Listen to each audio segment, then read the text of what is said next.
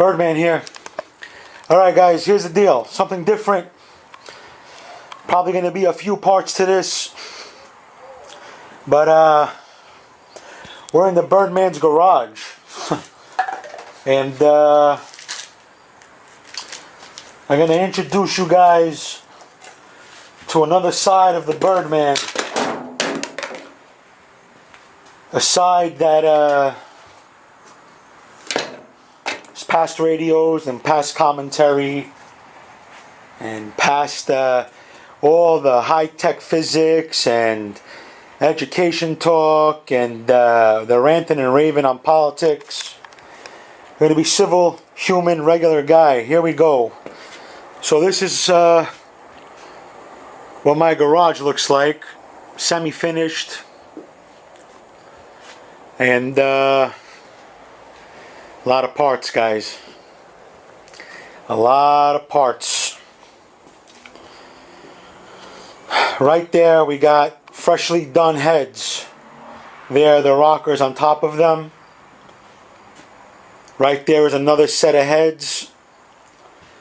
Nuts, bolts. If those of us who understand what we're looking at there, you're looking at an OptiSpark. A rear main.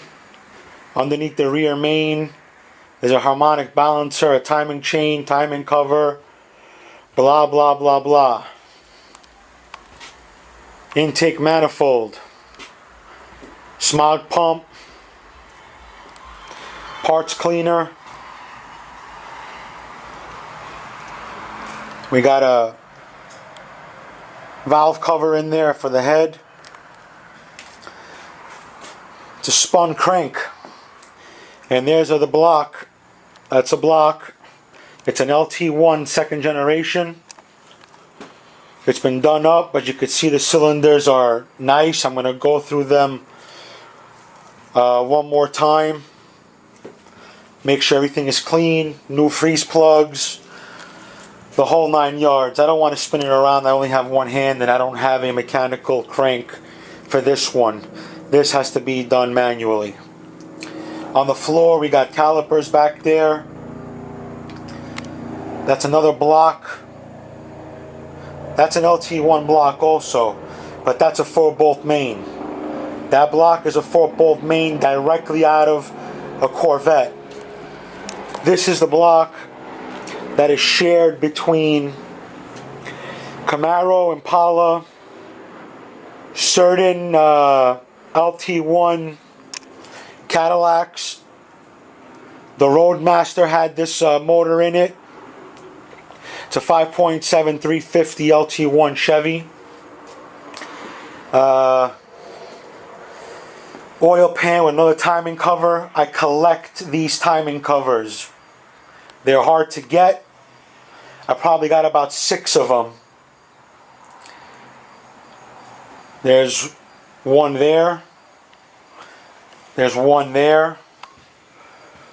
And probably in the stash in the basement there's probably another at least 4 or 5. I collect them because this timing cover for the LT1 is unique to the 96 models. See that? That's a crank positioning sensor. Where the previous LT1s did not share that. People say 93 to 97 LT1s, all the parts interchange. This is not true. 96 will only interchange, say, 80% of the parts, motor to motor. 94, 95, 93 did not have this. 96 and 97 had this. Also the holes, the sizes are different. The OptiSpark, which is a distributor, is vented. That's another difference. As a few more, and as I build this motor, I'm going to go through them, guys. We're going to build this motor from the bottom up, for my personal vehicle, which is it's a '96 Impala SS.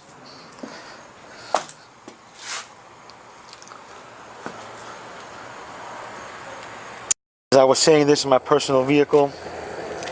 It's been through hell and back many times. New York to South Carolina 3 times a week. That's not an exaggeration. That's a fact. Those who know me can attest to that.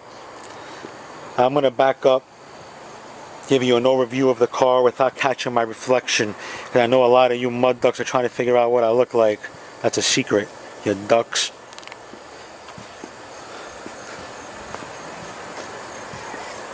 Alright. The car's been through hell. I bought the car many years after it came out, but I bought it low mileage. When I say low mileage, probably 35,000 miles. The car came out of a garage that was carpeted, and it had a velour blanket over it. That's not an exaggeration, that's a fact. I did a lot of modifications to the car as far as suspension is concerned. It's all aftermarket suspension. The front and the back. As you can, I'm going to move, you could see my wheel is centered. See how the wheel is centered in the wheel well? That's how you know if the car's been modified in the rear.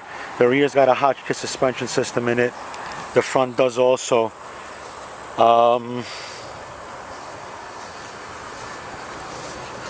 The transmission was built in Brooklyn by Mel's, no longer with us. Mel's was a family establishment, probably German Jewish owned for many years.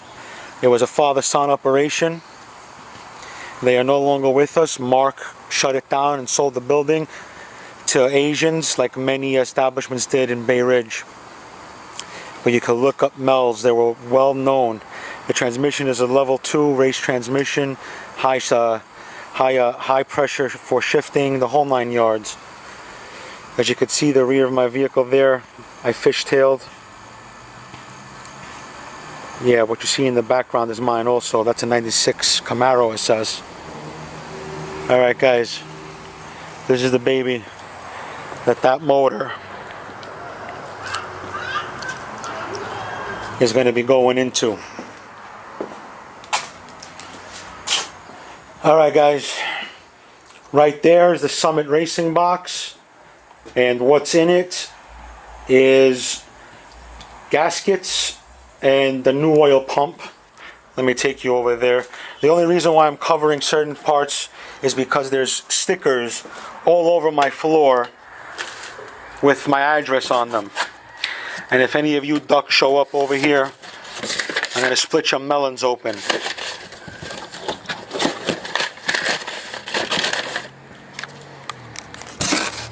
There's the oil pump.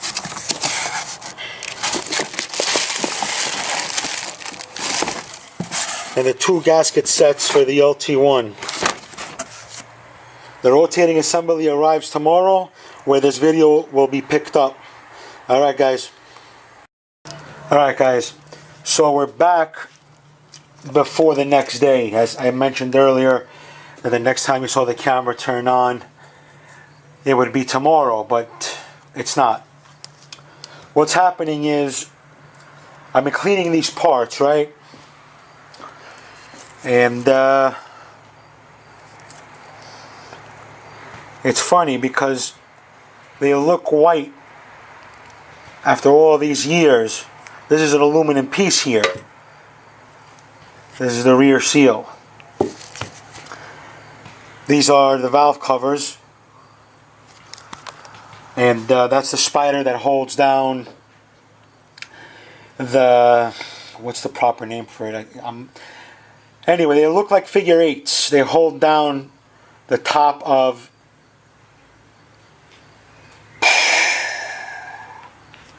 wow. The lifters. This spider holds down the figure 8s on top of the lifters. the lifters would go in these holes. There would be a figure 8, and that spider fits on top of here, holding down the 8s. I don't have the 8s accessible right now, but you'll see them eventually as we're building it. I turned the camera on to show you how nice they come out. I'm going to show you my secret concoction for cleaning parts. I want to show you minor rust and pitting. Minor things. This right here is nothing but a little sandpaper and a product called Pour 15 wouldn't fix. You wouldn't even know that was there. If you really want to get crazy, you would use Pour 15 there, right? And then you'd sand it down flush and you'd come over it with paint. But this particular paint they use on the valve covers from all factories, whether it's GM or Ford, this paint, guys, is no joke. It's good stuff. Look how clean I got this thing. Pretty nice, right? Alright, like I said, I started this camera back up to show you something. Here's a timing cover. I'm going to be cleaning it.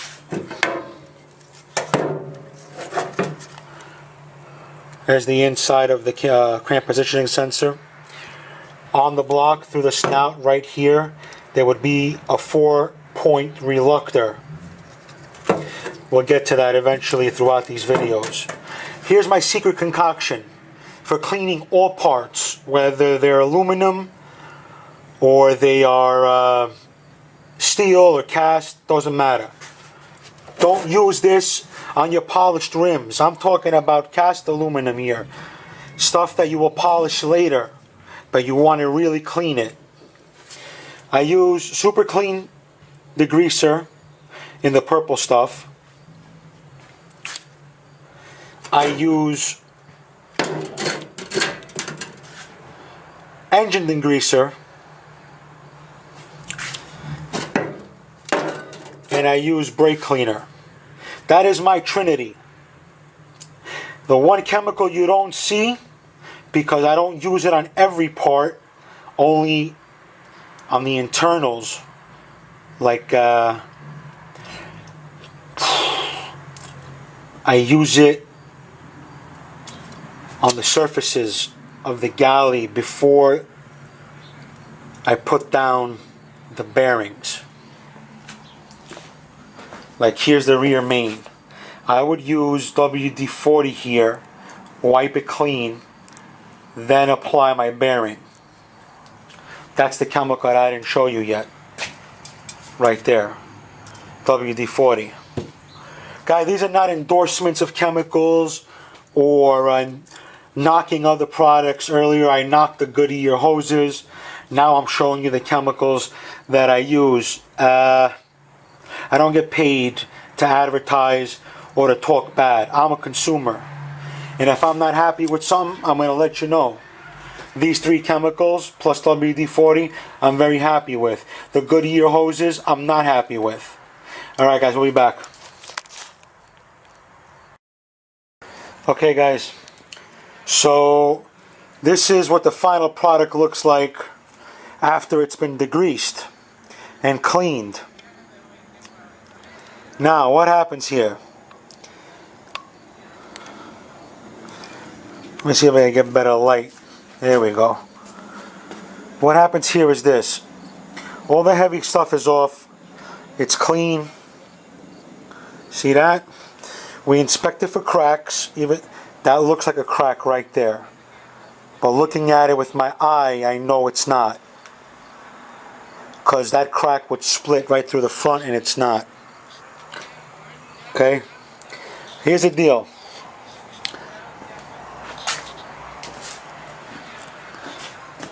The next step for this is another passing of the brake cleaner. The brake cleaner dries fast. It cleans and dries fast to a haze. Then, after that, the rag won't get dirty anymore unless you rub, because aluminum turns white or rags black because of oxidation being lifted off. The reason why aluminum dulls after you polish it is because it oxidizes quickly. That's why it's got to be polished very finely and then coated like with a wax or something, or a clear coat or whatever, because it oxidizes. That's what gives aluminum its great characteristics. One of the reasons, besides its strength, and the reason why they use it in airplanes: flexibility, tensile strength, self-oxidizing, less chemicals to preserve it, unlike steel, which is heavier. After the final coat of brake cleaner and wiping this down one more time, there's another chemical that I'm going to be using. I will not be polishing this in the conventional way to make it shiny. I'm going to be cleaning it with an aircraft chemical called allodyne. Now, allodyne is an acid. It's unforgiving. You will go blind. You will die. So if it gets in your eyes, you could kiss your vision good fucking bye. And if it gets down your throat, you are going to die. There's no nice way of saying that. You will be blind and you will die. The chemical is called allodyne. All chemicals are harmful. All of them come with warnings, whether it's through the skin, porous, your eyes, or you inhale it, or you ingest it. All chemicals are harmful and or deadly. Be careful of your vision, your lungs, your eyes. I mean, I can't stress it enough. If you get it in you, you will die, guys. And no one's gonna hear you scream. Okay. You got allodyne and you got Alumaprep.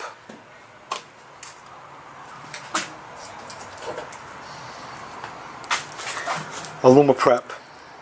This is the final, not allodyne. I'm sorry. I got it confused. Allodyne is used after this if you want to paint it.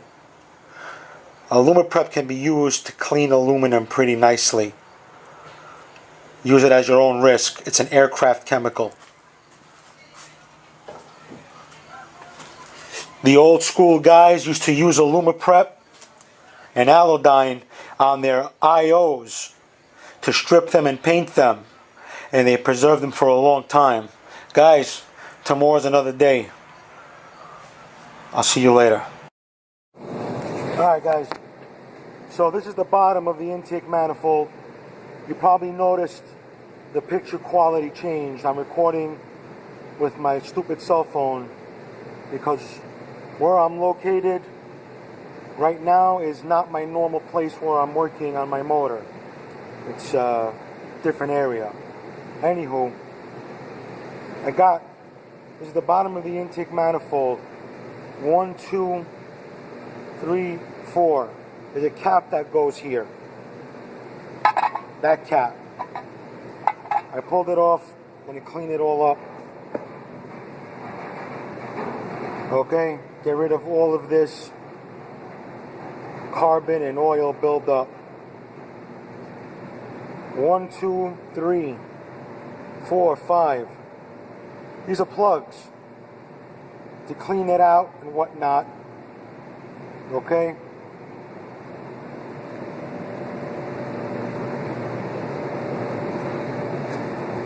There. I'll show you the parts later. I found a lot of hoses that were frayed and cracked. They need to be replaced. This is the beautiful thing about doing a rebuild. This manifold has never been removed from the motor. The motor's never been out of the car. It's a 96 Impala, as we spoke about. It's an LT1. When I had the the intake manifold had a leak, from the way that I removed the silicone, I can tell that they just loosened the bolts, lifted it up a little bit, and squeezed in the silicone, as opposed to removing it, changing the gaskets or whatnot. The mechanic who had worked on it, which is actually my long-standing auto mechanic, best believe he's going to get bitched out. Trust me. He's going to get bitched out. Anywho, that's it, guys. This is the manifold bare. I'm going to go to town on it, clean it up. I'll show it to you clean. It's probably going to go in to the machine shop. Probably going to have the intake ports widened and probably ported. Alright guys, I'll be back. Alright guys, we're back. So, cleaned. Pretty clean if you ask me compared to what it was.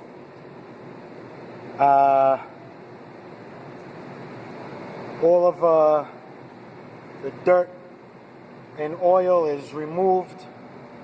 Gasket materials are gone.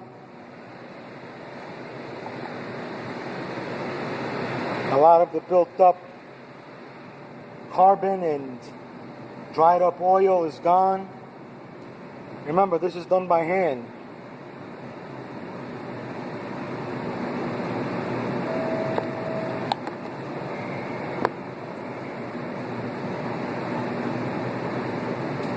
Okay? Oh. And you use the brass brush on the gasket mating surfaces.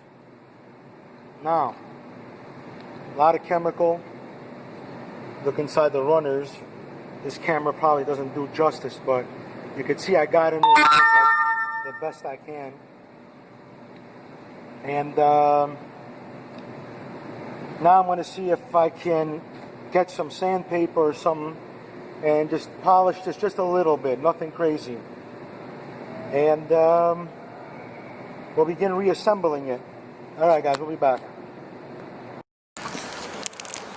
So, today's the 20th. And so today's the 20th. And a few simple pleasures in life. Devil dogs. And coming home and discovering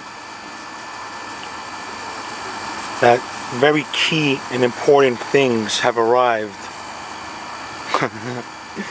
It's going to be a wonderful afternoon. Alright guys, we're back. So it's a few days later from the last time we just flipped to the next scene. And I've sort of rearranged the garage a little bit. I know it's still a mess, but compared to what it was earlier, I'm just moving some things around. There you go, 2 sets of heads there. That's the done over heads for the motor that I was mentioning in the last segment there. And these are cast iron heads. The top there are aluminum heads. The bottom are also cast iron. The cast iron heads are found in the Impalas, where the aluminum heads were found in the Camaros and Corvettes. I have options. As I mentioned, that block on the floor is a 4-bolt main. And I guess the only real way to prove it without turning the block over is... Nope, these are not for this block. They're probably on the block. I don't know if you can get in there and see it, but I'm not turning the block over. You guys are going to have to take my word for it. That's a 4-bolt main block. Anyway, I'm approaching final assembly of the motor that of this LT1. On the floor, I went to Harbor Freight and I purchased a drop cloth that's lined. See that? That's like a plastic. I don't have I don't have perfect garage floors. A little stains here and there, but it's not blackened like other places in other garages. Anywho, what's going to end up happening is across the length of this, we're going to put down some oil soaking rags. I got them under there. Here, let me move the stupid shit. See that? Those the old bath towels. Because when you spin the motor as you're assembling it, you got to turn it quite a few times. And when you turn it, you're going to be spilling oil. Like, what the hell are you spilling oil for? Well, a lot of people use assembly grease and this gelatinous type of assembly lube. Birdman doesn't do that. Birdman was taught old school. Birdman's going to assemble the motor using conventional motor oil after the final prepping is done. We're almost close to final prep. It's got to be perfect or I'm not assembling it. That's the way I was taught. That's the way I'm going to continue the tradition. The person who taught me about assembling motors is my godfather, who was not only was he a sailor, but he was a frogman. So he was a SEAL, and if you guys know about military men, it's their way or no way, and their way usually worked for me. So we're not going to stray.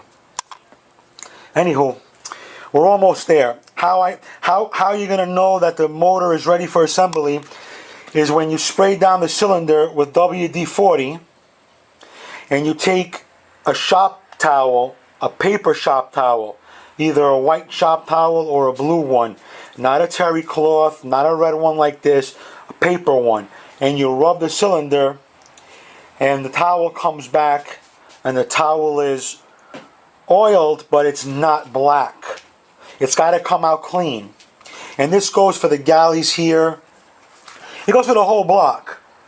I'm going to be painting the outside of this block, but not with paint. I'm going to be using Pour 15. I'm going to knock this down some more, and I'm going to go over the exposing with Pour 15. Also, I'm going to be treating... I'm going to take the conventional motor oil, and I'm going to put ZZDP in it and mix it. Basically, ZZDP is an additive that used to be in your motor oil. It's no longer added.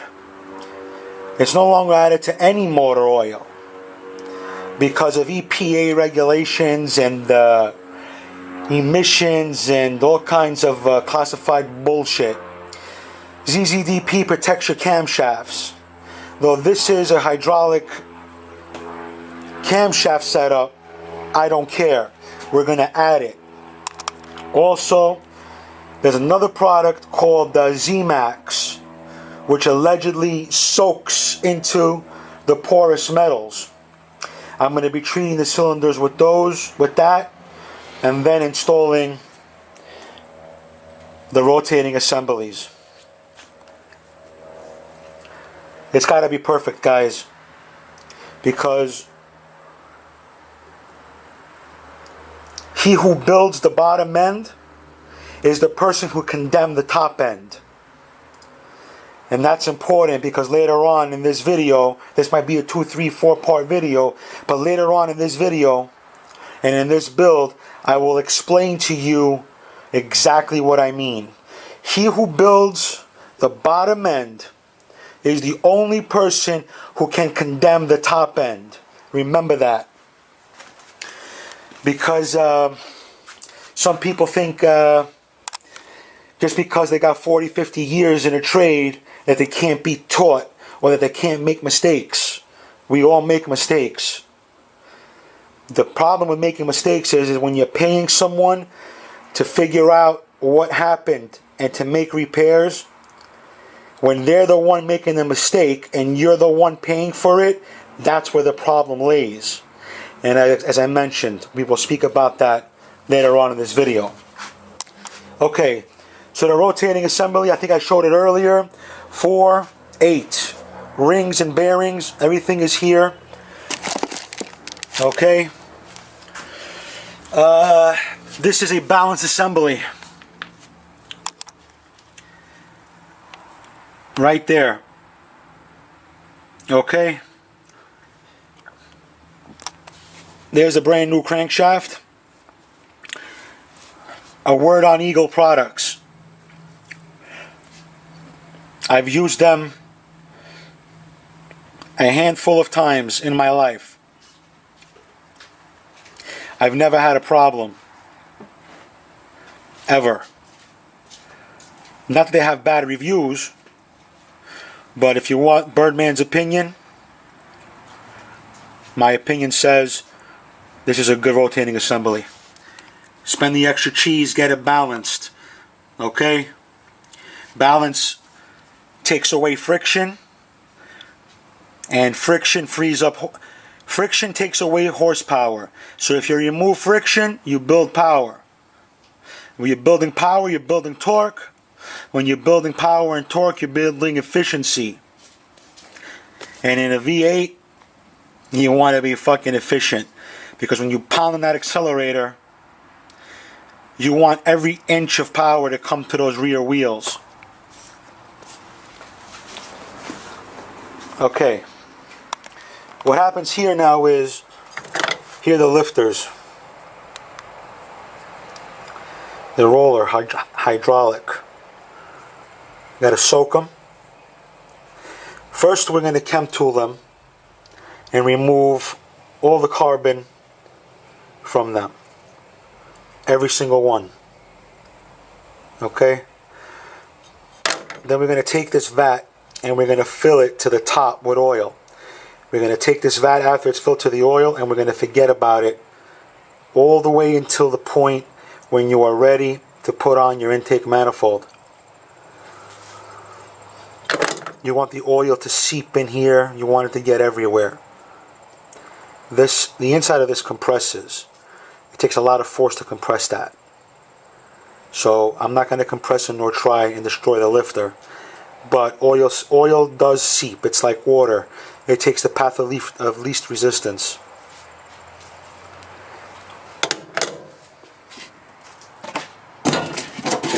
Push rods. Same thing. You're going to clean them. You're going to remove the carbon. You will not be using an abrasive to do so. I repeat, don't use no fucking abrasives. Especially up here. You will regret it. Trust me. The same thing goes with the top of the lifter. The rolling part. You use abrasives in these critical parts, you destroy camshafts, and you have timing problems. You don't want that. Clean them with chemicals, soak them in oil, put them to the side, forget about them. Make sure they're straight. You roll them on a flat surface, make sure they don't wobble, just like a pool stick.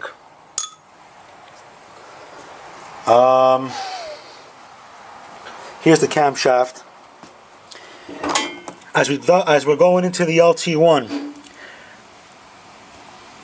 the LT1 used 3 different types of camshafts. They're interchangeable, but there was a camshaft for each level of performance. The Impala's camshaft was grunting early torque in the RPM band to move a 4,500 pound beast. Okay? The Camaro was tuned to bring in the torque at the bottom but higher up a little bit in the RPM range. Where the Corvette, it was just spinning torque for that time. They were different. And anyone who cares to contest that, you can measure them. Or you can go do your homework and you will find out. Camaro, Impala, Corvette. 3 different types of grinds. The Impala shared their grind with a bunch of the Cadillacs that used the LT1, also with the Buick. specifically the Roadmaster.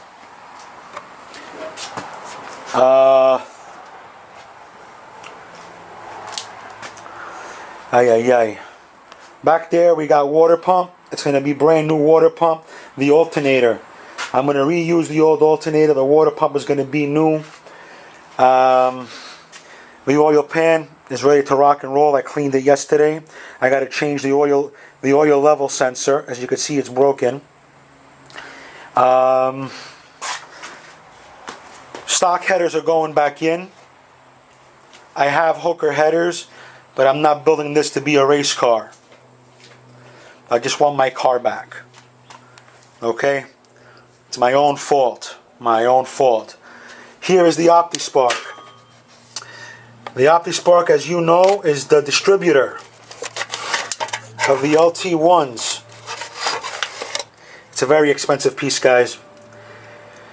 If you're lucky, you get it at about $350. If you're unlucky, you get it about $400. You go MSD, you're looking at $450.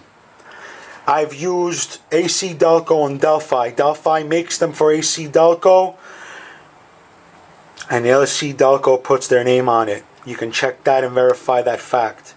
It's just like the O2 sensors. Bosch makes them. AC Delco puts their name on them. Trust me, I know. Never had a problem with the Delphis. I've used 3 of them in my lifetime. I will be changing it to a new one because the last fucking thing you want is to skimp out on this stage of the game. Because if this fails after your build, you have to take apart the whole front end of that motor. Harmonic balancers, timing covers, snouts, water pump. This sits in between the block and the water pump. Any person who's done this before or has paid the piper for it, when you're this far in, you change the water pump and the OptiSpark and you bite the bullet, and that's it. The water pumps between the Camaro, the Impala, and the Caprice, they all look the same. The thermostat housing is more or less the same. The discharge housing is more or less the same. Suction and supply and suction, basically the supply and return. Supply return. One end discharge thermostat to allow flow. This is a reverse cooling motor. This is the same. This part is not the same. This is a long one for the Impala. It's shorter for the Camaro. And it again shorter and different shape rather for the Corvette. Space constrictions in the front between the front of the motor, the fan shrouds and the fans, and the radiators are the reason why this part changes. That's it for now, guys. We'll be back. Alright, guys. So we're back.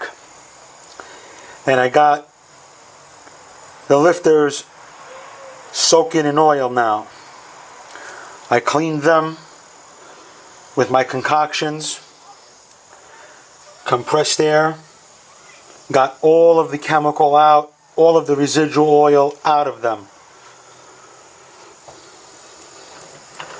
After that was done, we got oil, fill the vat up, and now we're letting them soak. Gonna let them soak.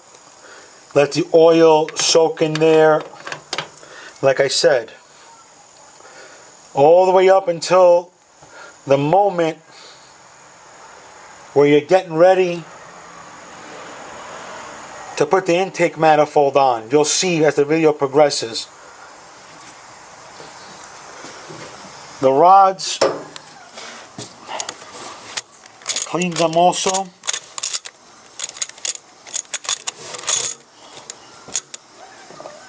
They don't look the same as when you saw them earlier. Okay? no abrasives, all chemical. And right before we put them in, we're going to blow them down with compressed air to get, I don't know if you could see them, but some of the fibers from the towel has gotten on them. But what we're going to end up doing is blowing them down with compressed air. We're going to lube them with motor oil, and then we're going to install them. Here is the retainers. Here are the retainers right here. And on top of these retainers goes a retaining spider. I showed it to you earlier in the video. You'll see it again. This is the oil pressure switch. This is really an oil safety switch. Yes, it works on pressure, but it's really a safety. The way it's supposed to work is that when there's not enough oil in the motor, it cannot build enough pressure up top. This goes in the rear of the block. I'll show you later. But if you can't register an oil pressure reading here, this safety will open. It's open now, and will not allow you to start the motor. It's supposed to save you from burning your motor, guys. A lot of times we don't think that this is what's holding out the motor. You know, we usually think it's a starter, mass oil flow sensor, map sensor, this, that, the 50,000 sensors on the motor. We never think about, hey, it's just probably a safety. Let me see what's going on. This is an insurance policy. American vehicles, I know Chevy still has them. A lot of foreign vehicles do not have them. That's another conversation for another day. Anyway, the camshaft I showed you earlier, I'm about to clean it. I'm going to be reusing it. There's nothing wrong with it. I checked all the lobes. Everything is good. I'm going to clean it. I'm going to soak it in oil and get ready for reinstallation. Here's the old oil pump. You saw the new one. I'm going to remove the pickup tube, install it on the new pump, keep the rod, use the new sleeve, put that back in place. That's the oil cooler. I won't show it to you yet, but that's the oil cooler. Antifreeze passes through the supply and return, cooling the motor oil. Even though the antifreeze is hot, it's still cooler than the oil that's been baking inside the oil pan while the motor is compressing. It's one of the wonderful additions to the LT1 that came from the factory. Anywho, that's a windage tray for the oil pan. Alright guys, we'll be back. Alright guys, I just cleaned the camshaft. You could see, pick it up for you a little bit. All the carbonized oil is gone. Now,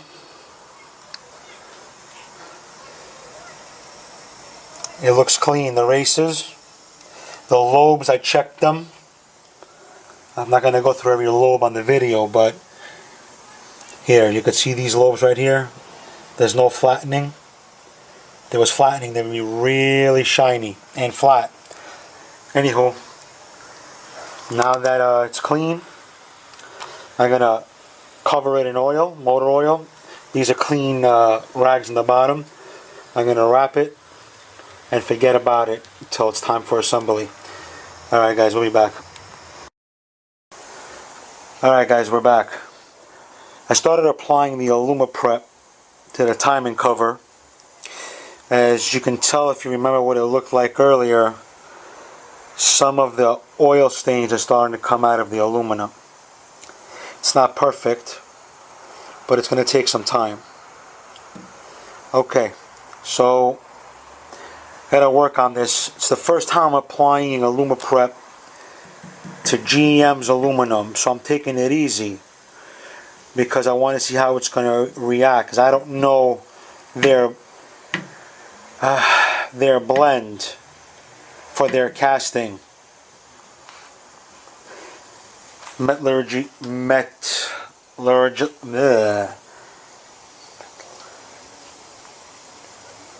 I can't even pronounce it. I know the word I want to say, but I can't even get it out of my mouth right now. We'll come back to that word. Here's the timing cover. I had to knock it down some with sandpaper for, since '96 and whatnot. It's been rusting and aging. So I knocked it down along the edges where there was some pitting. And I went over it with Pour 15. Now I love that stuff, Pour 15. I love it a lot. But yeah.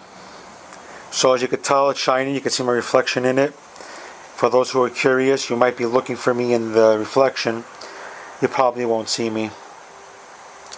Anywho, that's it for today, man. We'll be back. We'll be back. All right, guys. So last time you saw the last thing you saw, I was at a different area working on the intake manifold. I had to clean up after I finished. I didn't have time to film it then, but here it is in the box, clean. I don't know how well this camera will pick it up in the box. It's not polished or anything, but it's not oxidized as it was. All the internals are clean.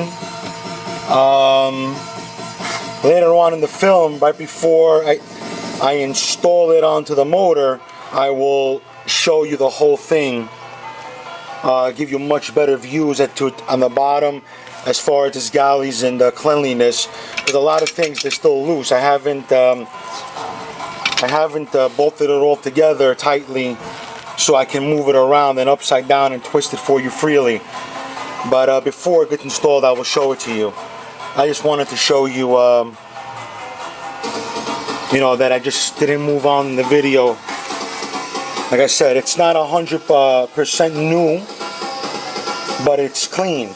Now the mating surfaces, they don't look clean because the gasket is still there.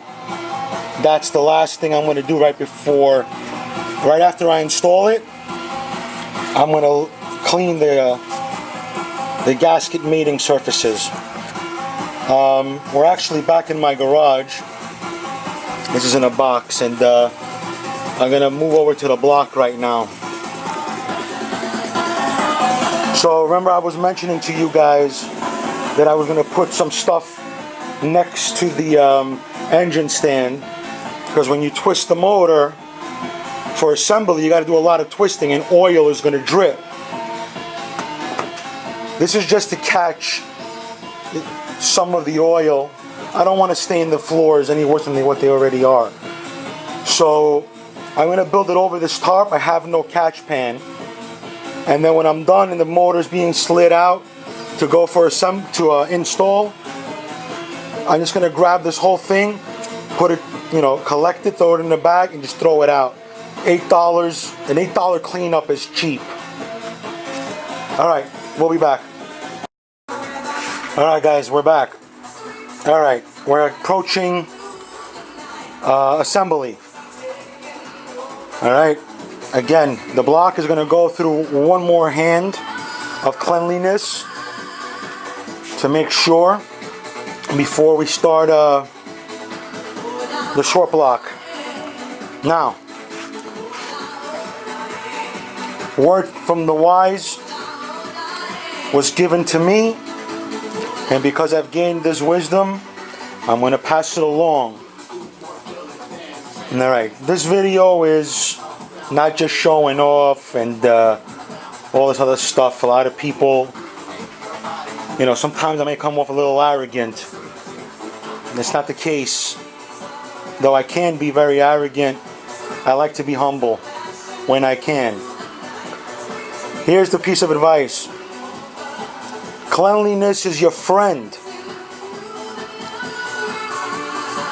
Because it takes a minuscule piece of garbage, a shaving, a piece of your glove that got pinched and ripped off to cause you mayhem.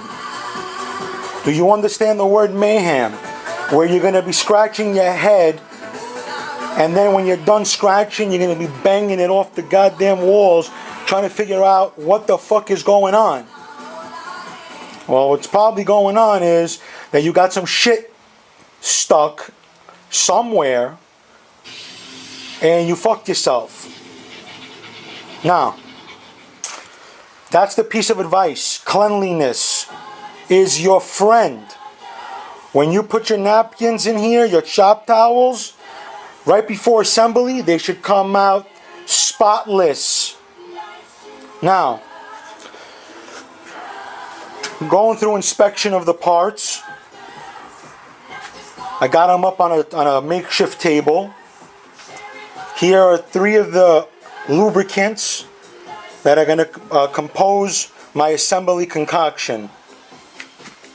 You got 40 weight oil, you got 520 oil, you got assembly lube, and even though earlier in the video I said to you we're going to do this old school, that same old school person who taught me about assembling motors told me that today's assembly lube is not yesteryear's assembly lube, and that I should not be afraid to use it.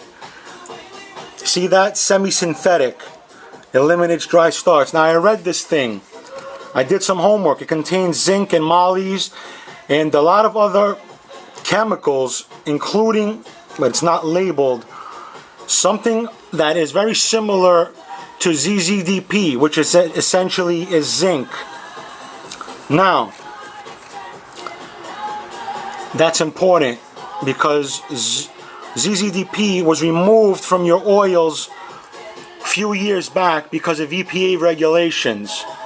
Essentially what it really is about is destroying the old motors that had solid lifters and solid cams so they could be thrown in the garbage. Now you know the real truth.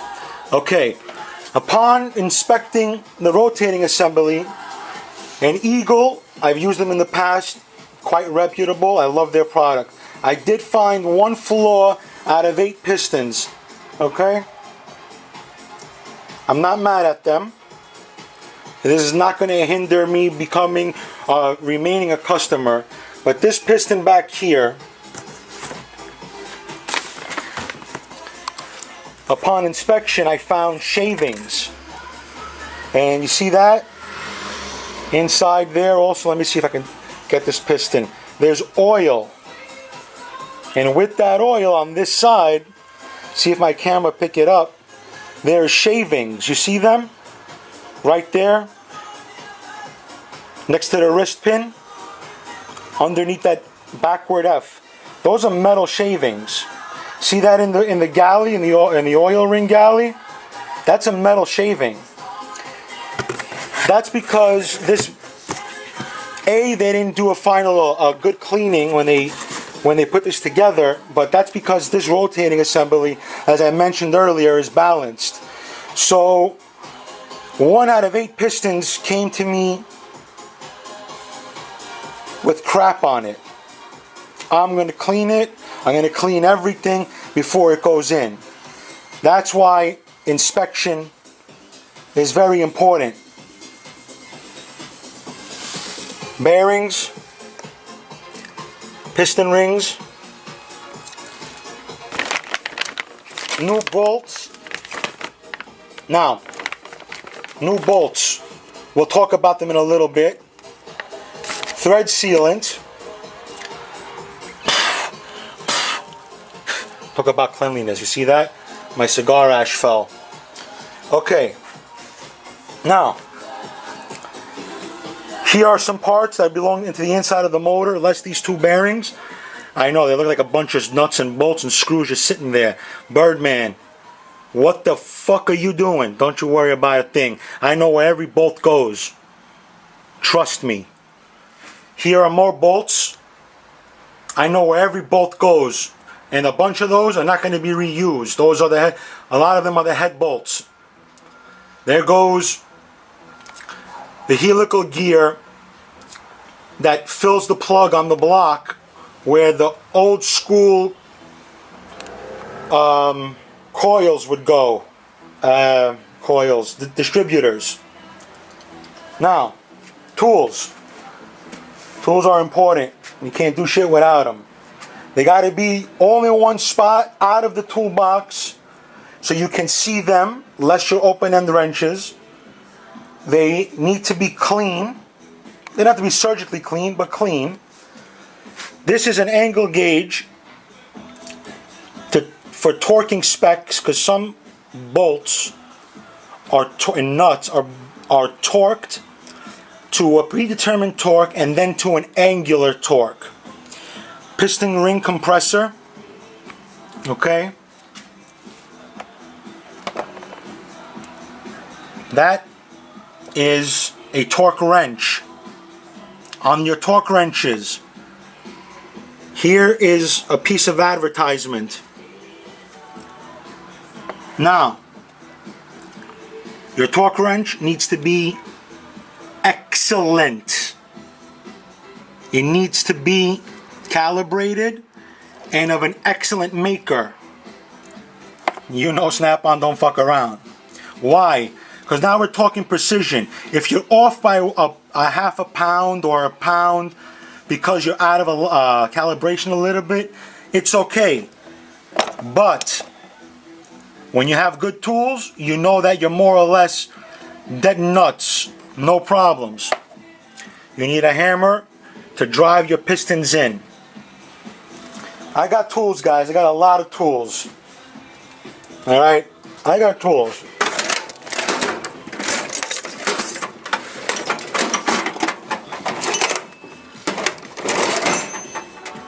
Trust me. When I say I got tools fit for 6 trades. And I'm not floating polishing my brass, but a lot of guys think the home weekend warrior don't have anything. I would not be attempting certain things if I didn't have the tools for the job and if I didn't have the knowledge to use them. Forget it. Tools, I'm talking, you have no idea. I can't show you my whole garage, but that's that. Batteries, I keep batteries on charge at all times. Anyway.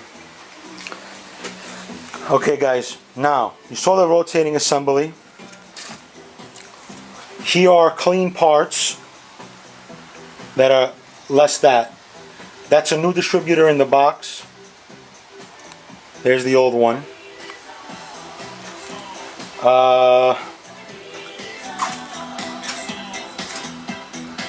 Water pump, idle pulleys, oil pump, everything. Alright, we'll be back. Oh, one more thing. For those of you who haven't realized that everything is in an array and it's all scattered around, here's another piece of wisdom that my godfather, who taught me about motors, I assembled my first motors, plural, with him. I've worked on a lot of cars with him, he taught me a lot of things. You know, like I said, it's old school people used to say it took villages to raise a child. Yes, this is true. It also takes men who are real men who got their balls screwed on right. And then it takes them to have the ability to teach. Here's another piece of advice from my godfather, another general. Now, and I mentioned earlier, he was a frogman, a Navy SEAL. Real estate. We don't make any more of it. That's what we got. That's why they're chasing space. They're looking for more real estate. That's why in Dubai they're making landfills and building cities on them. In the ocean. Because real estate. Now, Even in assembly of a motor, real estate is important. There's a lot of parts. You need to be able to move around. Here, man, look. That is all, and everything else that I'm not showing you, that I have already shown you, that's all real estate. Required real estate. Those of you who are listening in the background, I got LaBouche playing. You know, I miss my home girl.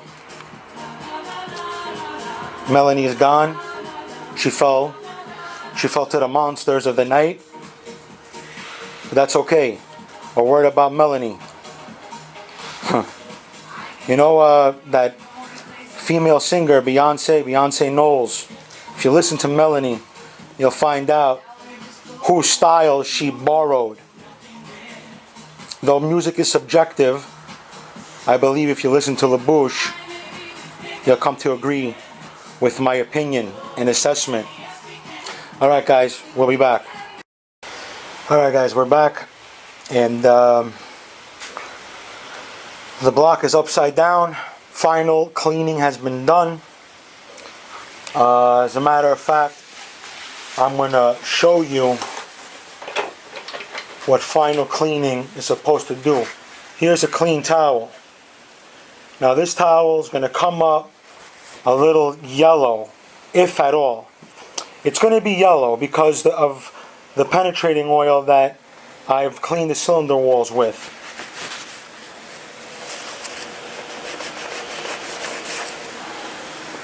Actually, came up clean. Okay? Not that spot. Let's do another one.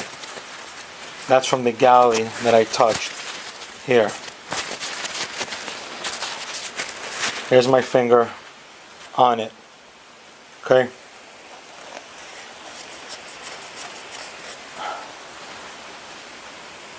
Got it? It needs to come back spotless. While you're doing all this, you got to be careful of the cam bearings. You don't want to gall them and fuck them up. Be careful. Cam bearings are not as hard as regular bearings, like the main journals and whatnot. Okay? They're actually much softer. Much softer. And you can actually nick them very easily. Alright. The race front is clean. And once you clean them with something that evaporates fast, like brake cleaner. You can use a brass brush here, lightly. Or the blue Scotch-Brite, not the green. Okay? And use oil or penetrating oil to clean it. And then you have to remove all that penetrating in oil, because these surfaces need to be dry and clean. Alright, it's more or less the end of the day for me. It's about 4, maybe 4 o'clock. Yeah, it's 4 o'clock in the afternoon. It's Saturday. I've been at it since this morning. And I'm done for today. You gotta get it inside the lifter bores. Turn the block over. Make sure it's oiled, clean. So when you start to assemble, you know, you're going to put your bearings down on one side, on the block side, and then you're going to lube them, whether you use assembly grease or you use oil or your own concoction. Half the bearings are going to go down. You're going to bring the crank. You're going to lay the crank. You're going to put the caps with the bearings on them. Spec them in. Alright? I like working from the inside. There we go. I like working from the inside of the block out to evenly distribute that pressure and stretch it out. Just like a head cap. Or a head rather. Nah. You'll see that. You'll see that later on. As like I said, that's enough for today. Alright guys, so we're back. It's a few days later again. I got the top bearings in. Remember what I told you. Everything has to be ready, prepped. I went through it, through the block one last time with brake cleaner at the mating surfaces of the bearings. And the bottom, the top half of the bearing is in the block. Notice the oil holes. Alright, they need to be lined up. Where the heck is it? Lined up with the bearings. And I want you to be able to see through them. They got to be clean. See down there? You got to be able to see right through them.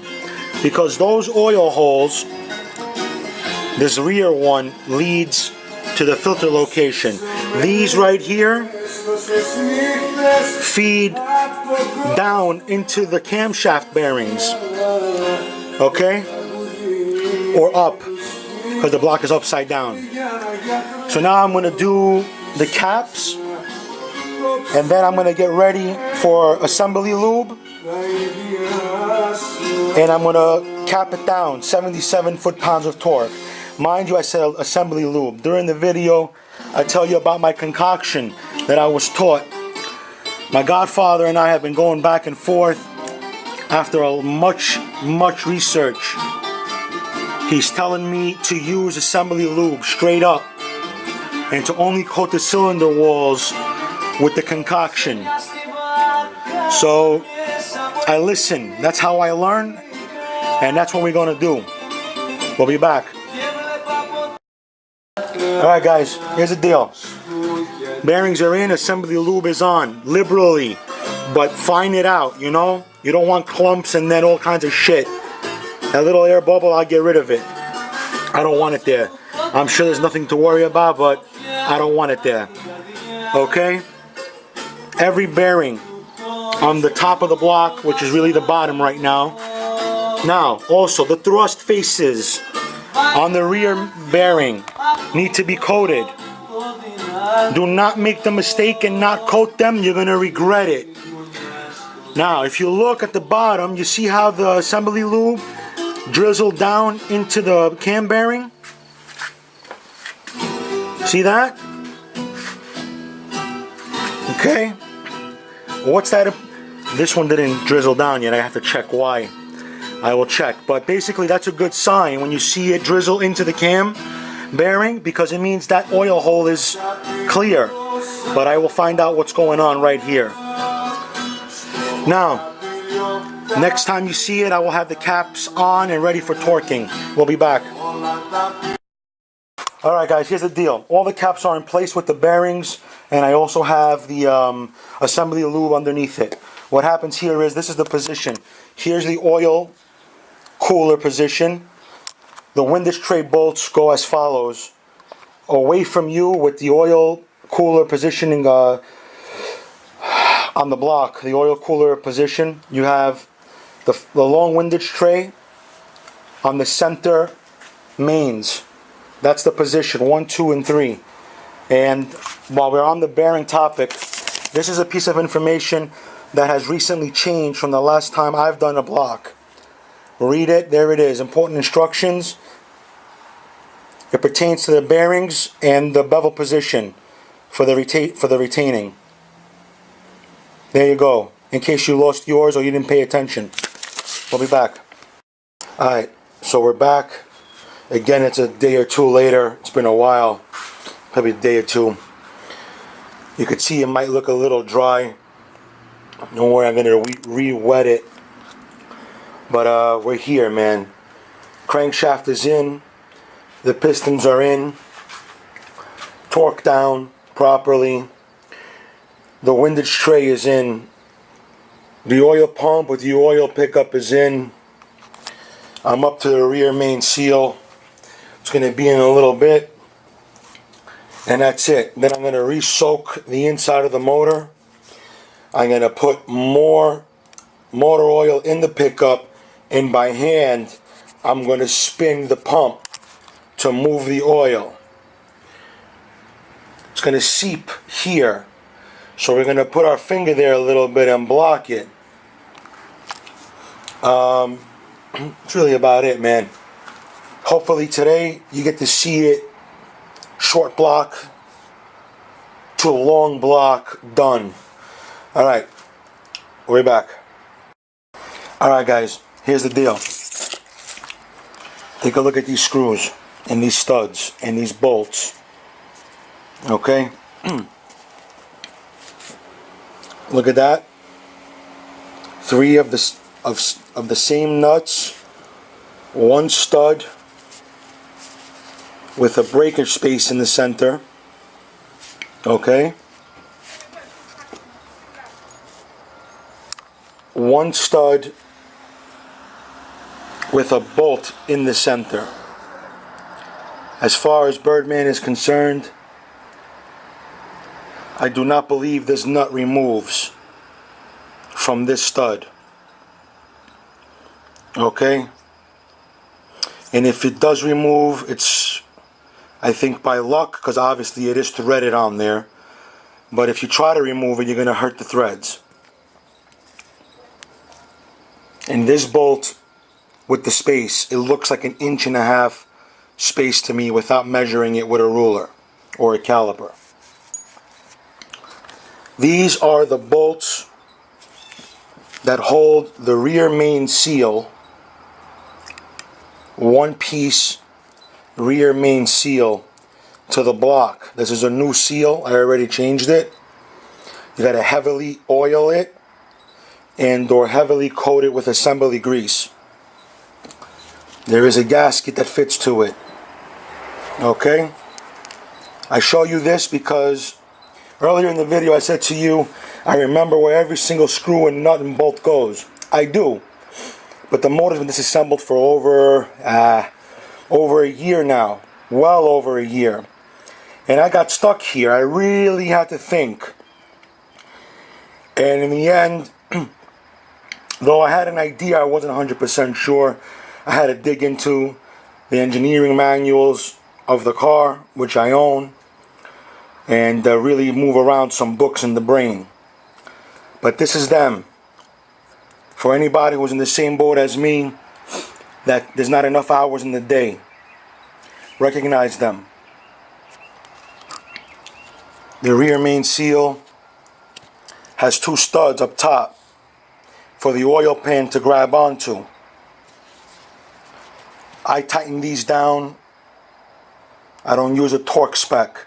I just tighten them till they stop moving. I snug them down nice, because on top is going to come one of these nuts are going to come down on top of it.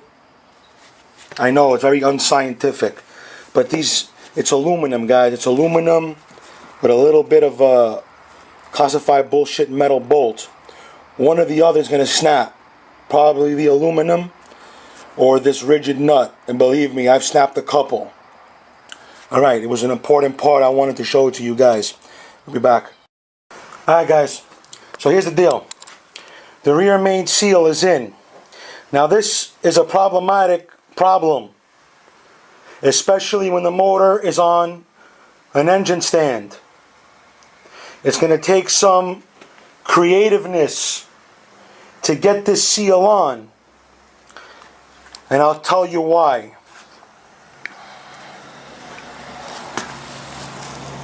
Here's the old seal. Okay? Now, yes, I had to destroy it to take it out. Destroy the old seal, don't destroy the housing. That's a piece of advice. If you notice, the inside of the seal is destroyed because of the way I pulled it out. Let me see something. Here's the other half of it. If you look at the seal, it would be this way, essentially. It would be inside, it would be one piece. Now, if you look at it, it's beveled. It's a little dry. It's the old seal. And the spring that's in here, in the groove, is no longer with us. I ripped it apart. But when the spring is in there, this is the inner part of the seal is lower than the outer part. So it's beveled. Okay, it would be on an angle. It would be very difficult to get it in. So what I did was I got another set of hands that is no longer here. They helped, and I used a push stick, heavily oiled the gasket in the rear, or assembly lube it, heavily. While they held it, I coerced the gasket slowly around the crank. Okay. The pickup tube does not come with the new oil pump. You have to remove it from your old pump and install it after you've cleaned it. Being that I spun a bearing, I found shavings in my pickup tube. It took about a half hour worth of compressed air, degreaser, and brake cleaner to get all the shavings out to a place where I was happy to reuse it. After you put it in, if you noticed, I got hit marks on here to deform the metal a little bit so it would grab the pickup tube. Other people like to spot weld it. I'm not going through all that, and I'm not using silicone. I deformed the metal, causing friction. Then I took a channel lock, went over it, and took a hammer and tapped it in till it was snug. It's good to go. I'm happy. I'm not touching anything else. Then I filled it up with oil. You spin it by hand. To get the oil to flow, you will see the oil come out of where the oil filter cooler is going to assemble. When you see it spewing, you know that passage is clear, and you did a good job in your prep. Alright, let's move on. Oh, there's a gasket in between the rear main seal housing and the block. Install it with a little bit of high temp silicone or gasket maker, and then put the seal on. It only goes one way. I re-wet the block, and I'm going to wet it again with oil. Oil pump drive. Alright, it's in. These hold down screws that hold it down, they're supposed to be torqued to 106 inch-pounds.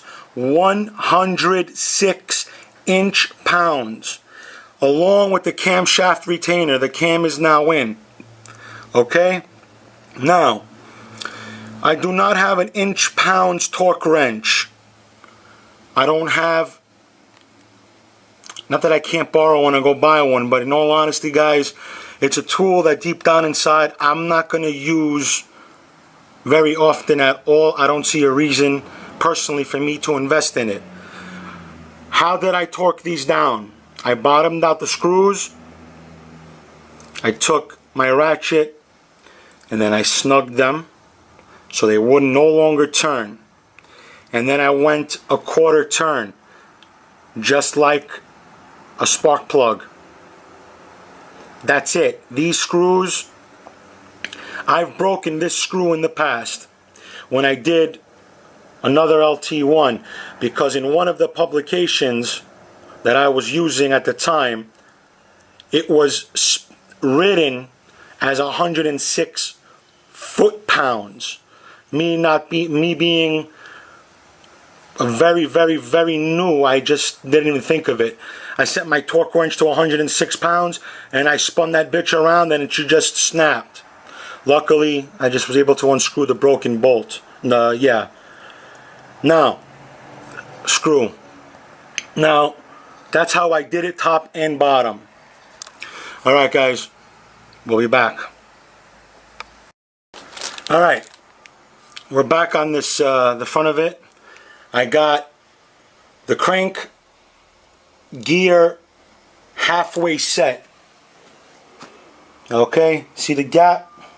I haven't sent it all the way in yet. I got this right here is piston number 1. I've got it top dead center where it's free. You know, that little bit of space and play. There, piston number 1. And then I turned the crank. I'm sorry. I turned the camshaft to where the second part of the timing gear would line up the timing marks up and down. You got a new timing chain. There is the number, the current number for it. Let me get in there.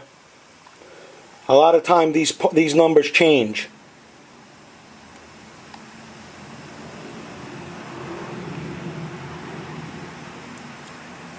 Okay? When it comes to certain parts, similar to the timing chain, don't go stupid and cheap. Get the real shit. Because when you're revving and you're trying to beat the snot out of that rice burner that weighs a quarter of your weight, when you got a formidable opponent like a Ford or a Dodge, you're not going to win every race, guys. You're not. It's just accept it. It's about the fun, the sport, the sportsmanship, some bragging rights. I no longer have it, but I had one of my trophies was the grill off the front of a Mustang. Alright, he pulled up next to my Camaro, he wanted to race. Said what was the bet? Said we're gonna bet the symbols of the car. So you got it. The Mustang lost the race. We pulled over. I took a 10mm. Actually, I took it was just a stupid fucking plier, and I unscrewed the 10mm bolts from the front grill and took the whole grill with me. I sold it on eBay. But that's one of my trophies. You know, some bragging rights. You don't want this skipping a tooth or snapping because you was too cheap to get the real shit and to replace it because you measured the old one and it was within tolerance. I got 4 timing chains here, all within tolerance. Obviously, I'm putting a new one in. More advice. If my godfather was here and he saw me putting in the old timing chain, he would probably beat me with it. We'll be back when I got the timing set in. Alright guys, time for a little bit of information. This on the floor is the entire timing set right here.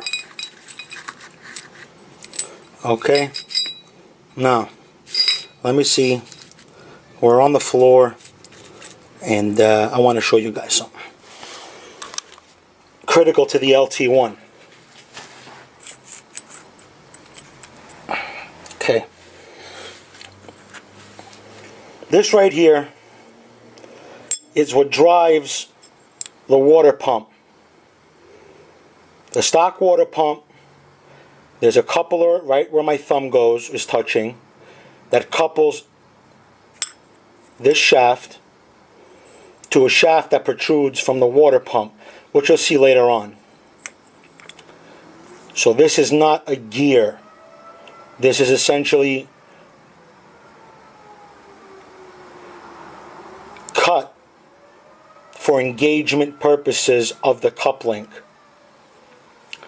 This back here is a gear that's machined and pressed right onto the shaft. Okay, this sits on the block this way, as you saw it earlier, and on these teeth, on this gear, these gears back here engage. Not the top teeth, but the back teeth.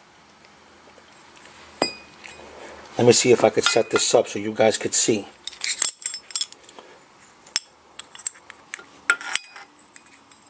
This way. Okay? My hand would be the block.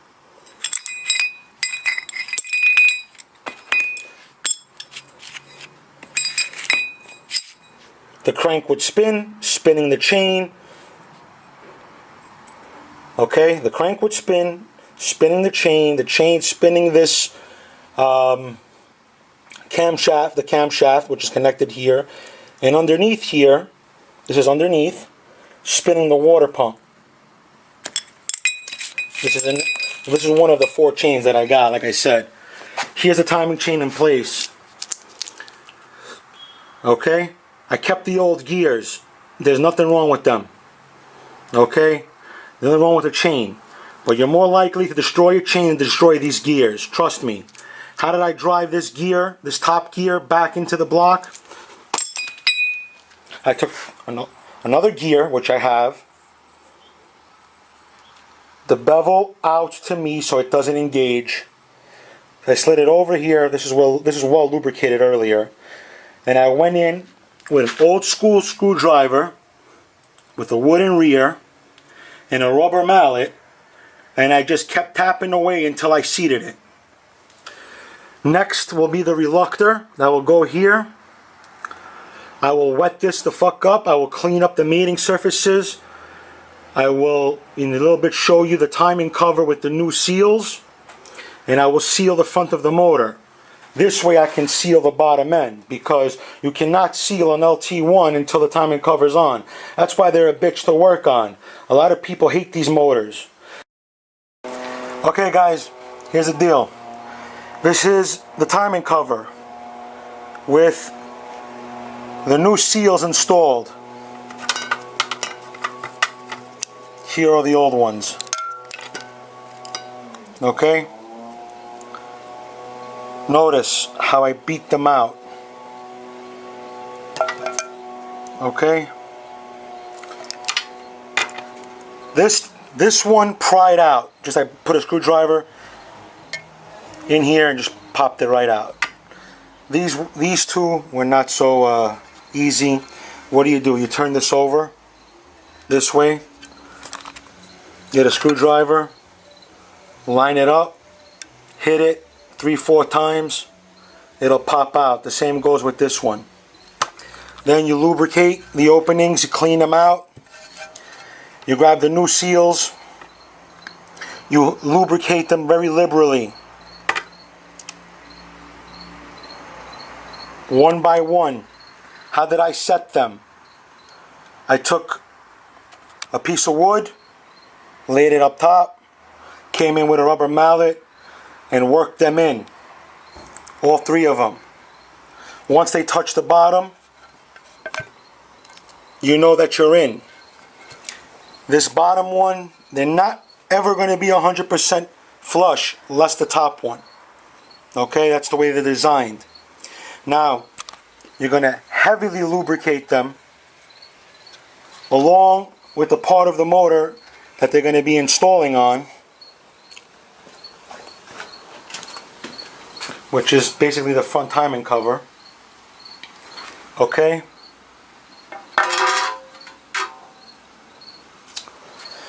Now, we mentioned the reluctor earlier. Here it is. Okay? No, it's not new. We're using the old one. You push this in, and it seats in place. Watch me. See this right here? Notice how it's not touching the chain. It's designed with that bevel right there. And the bevel will meet the face of the gear on the crank snout. If you put it in backwards, like this, it'll touch the chain. And you're going to have problems. It wobbles. Don't fuck up. Bevel towards the timing chain. The concave grooves towards you. Boom. Just like that. Now, what the fuck is that? Well, I'll tell you what the fuck that is. See this timing cover? That is the crank positioning sensor. A lot of you are familiar with the cam positioning sensor or the camshaft. This is a crankshaft positioning sensor. Okay?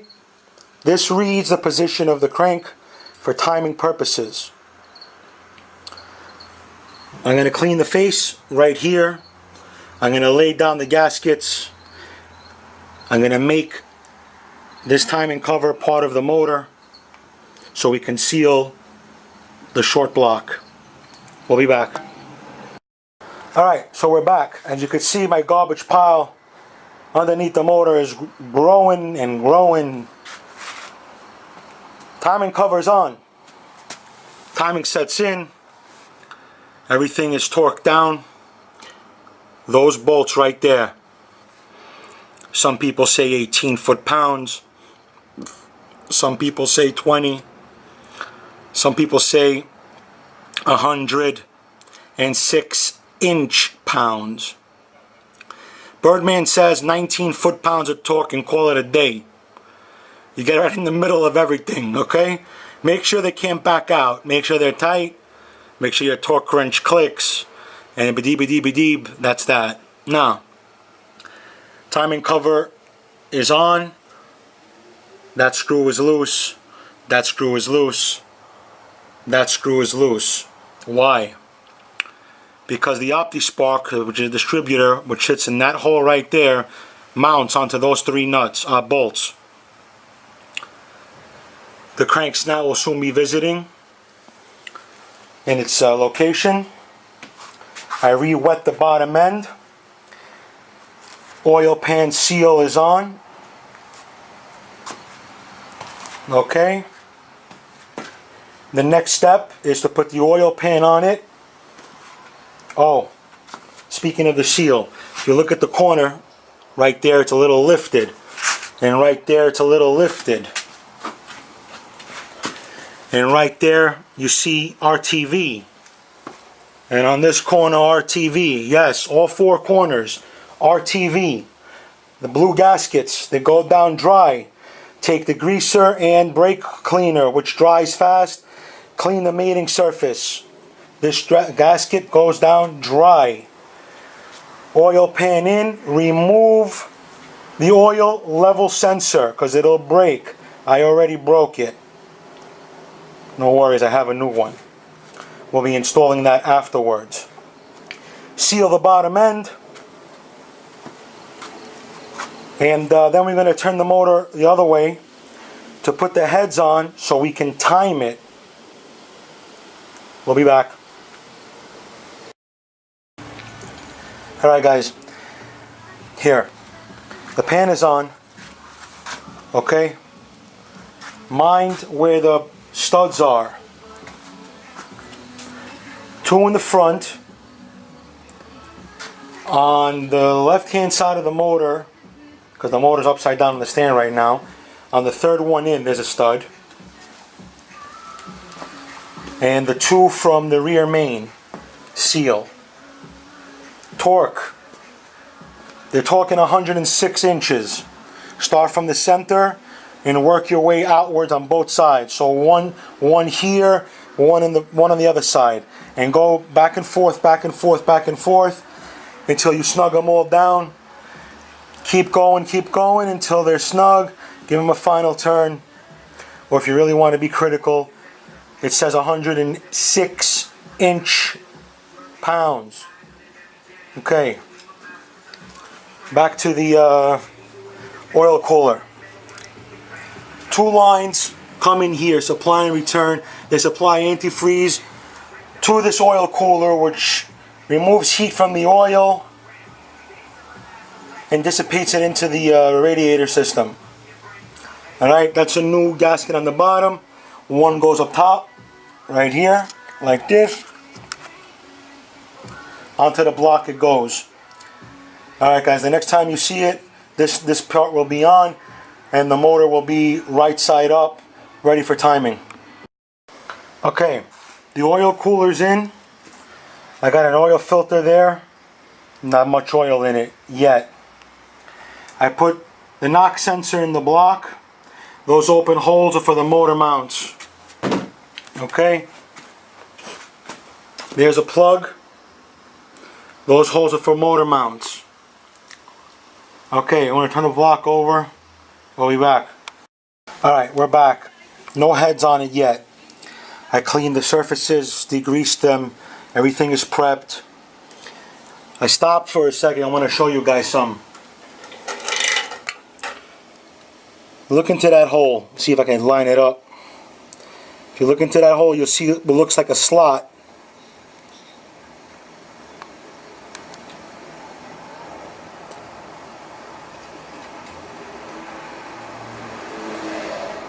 That's the best I can do for you guys. Okay? That slot is the top of the oil pump, where it spins. Okay? How does this oil pump spin?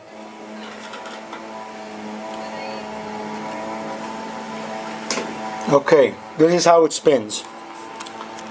That slot is engaged by this shaft. See that?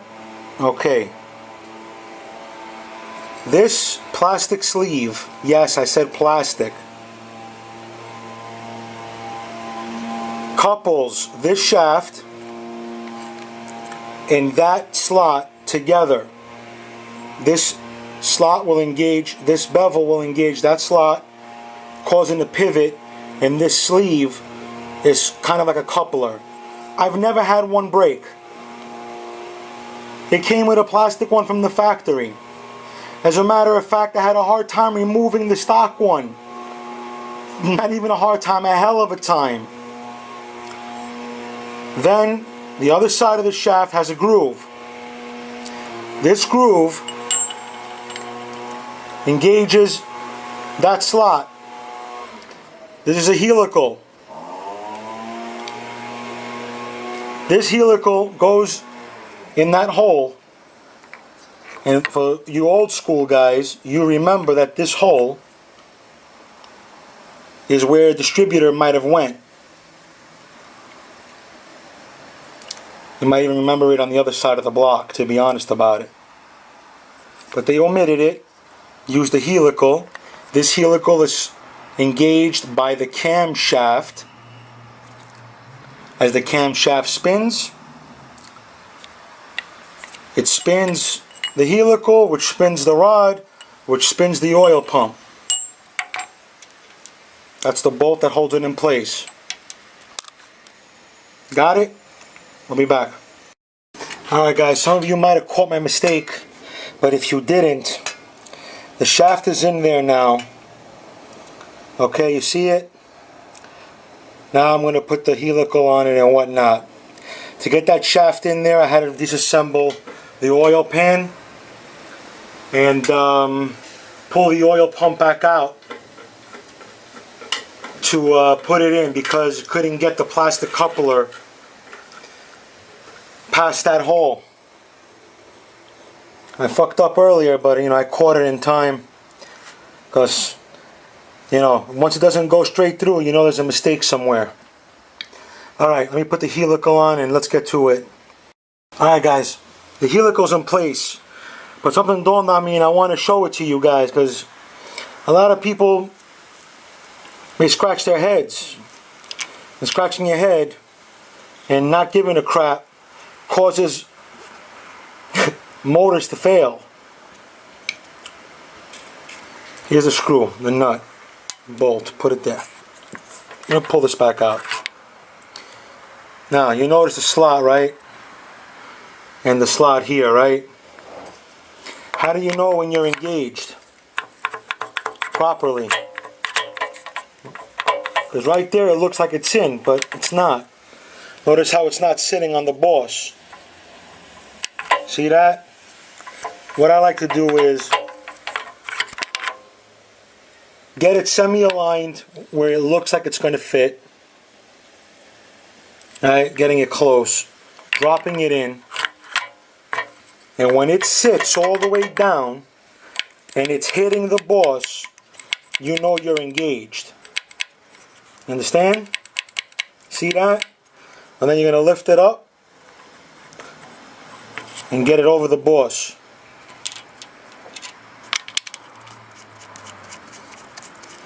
Otherwise, You could break the plastic, or you could say I got the wrong screw, put a bigger screw in it, and then you're going to spin bearings real fast. On startup, you're going to fail. Straight up. Alright. Alright. So here's the deal. I got the head gasket on, and the head seated, not bolted in yet, dry. We're going to take a few minutes and we're going to just flap. We're going to talk. We're just going to talk. Here's the deal. You got people who've been in this, I don't want to call it a game, because it's not a game. You got people who've been building motors for a long time. They have time invested in motor building that I don't have on earth. I don't know everything. I seek advice. I read books. A lot of you guys saw and viewed my Ticket to the CB Shop video, where I show you my library, plus a couple of jokes, comical side of Birdman. Okay, from that video you'll be able to tell that I've done a lot of reading. My education, don't worry about it. All you need to know is that just because I speak like a jerk off at times doesn't mean that I don't got 2 or 3 papers on the wall. Now, that being said, one of those papers is not automotive. I am not an auto mechanic.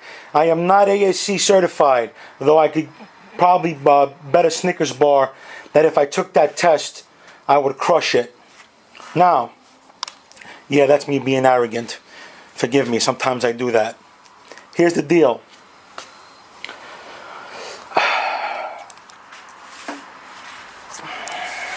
All right. I am replacing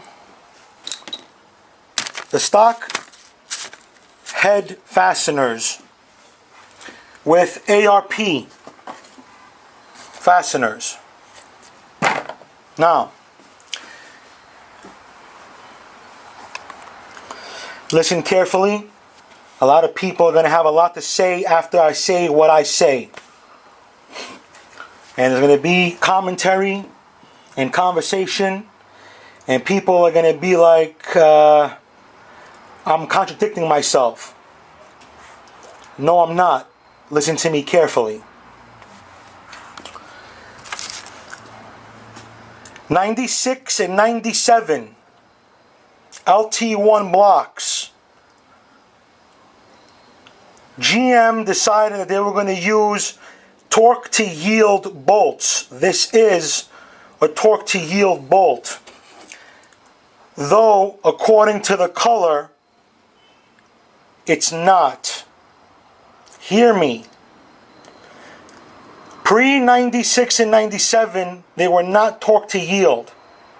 Allegedly, the bolts were gray. I'm sorry, the bolts were black. The torque to yield bolts are supposed to be gray. As you can see, this is a black bolt. And no, it's not black because it's dirty. It's black. That would be gray. This is black. See the difference? Now, this motor is being built for a 96 Impala SS. Okay, here's the deal. It's a black bolt. Allegedly, it's not a torque to yield bolt. All books say that 96 and 97 received torque to yield bolts. All engineering personnel, all shade tree mechanics, hobbyists, enthusiasts, and alike all agree on one thing. Torque to yield bolts are not to be reused. Okay. This is not the reason why I bought ARP bolts. Okay? The reason why I bought them is because I am leaving nothing to chance. I have no intentions of ever rebuilding this motor ever again. There's a big story behind my Impala, and one day I will dedicate a video to it. Now, I am changing the bolts according to everybody's recommendations, including the engineers. Here is where there's going to be a lot of blah blah to my next comments. Before I tell you what I want to say, I am going to say this to you. Change the bolts like everyone recommends. Change the bolts. Buy new torque to yield bolts or get ARP fasteners. That is my advice. Now here is my logic.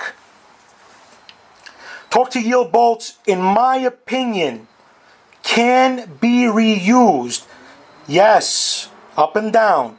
Yes, you can reuse them. How do I know? I've done it. Okay. And I spin that particular motor in excess of 6,500 RPMs and it doesn't miss a beat ever. Now, if you look into all data or you look into your repair computer program / software, the types that auto mechanic shops use, you will find that it never mentions to replace them. I specifically looked it up. I had my personal auto mechanic look it up also. It says to plainly torque these back in 3 intervals, stopping at 76 foot-pounds. My mechanic's salt and pepper was I torqued them to 78. He also told me that if the fastener is going to fail, it's going to fail then. It'll just snap. Now that you've got the facts, the opinions, and the real world experience, do as you like and as you please. It is recommended that you replace them with new ones, or you can do as you please again. The ARP bolts called for them to be torqued to 70 foot-pounds in 3 equal steps. Also, they come with washers, which the stock ones do not. I don't know if you could see it, but there is a bevel on that washer. The bevel must face the top of the bolt. That's it on the head bolts. The head is on in place. The cylinder, the piston is top dead center. The timing chain dots, the sprockets are up and down. 6 o'clock and 12 o'clock. I have not spun it yet to close the valves. As you can see, they're not even on yet. After I time the motor and put both heads on, that's when you will see me again.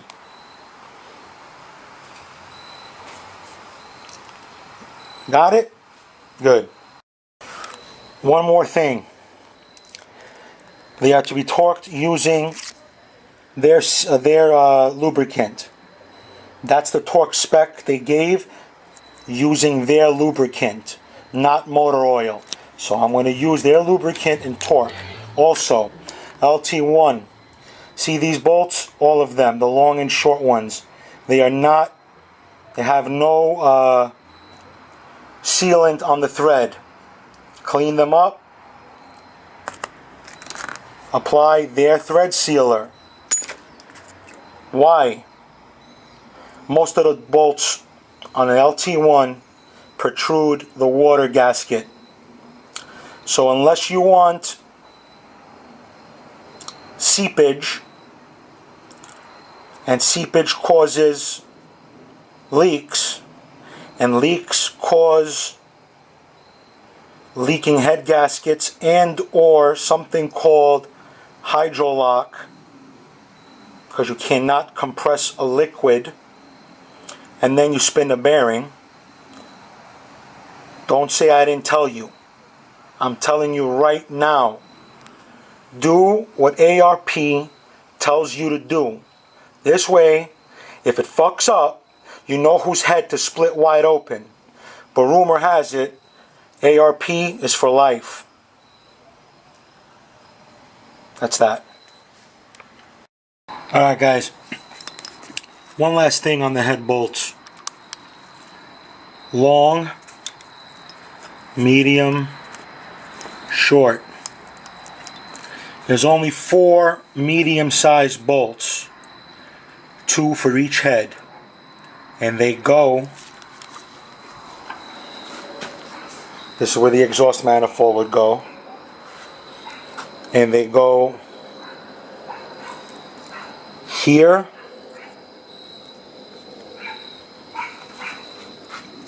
and there. Everything else is long, and the outside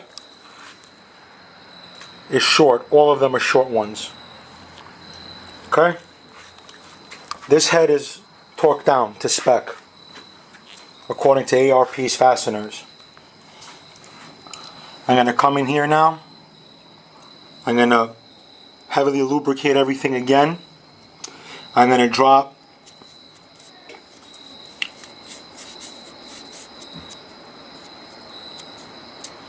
the lifters in there. I'm going to put down the number 8s. I'll show them to you. I mentioned them to you very early on in this video, along with the spider, the hold down spider. When I have that all in, less one head, it will time this motor. Alright, we are still piston number 1, top dead center. Timing marks 6 o'clock and 12 o'clock, looking at each other, and we haven't moved it. The head is torqued down. We'll be back. Alright, here are the 8s that I was mentioning. The retainers, actually. Okay, see the slots? See the lifter? The lifter.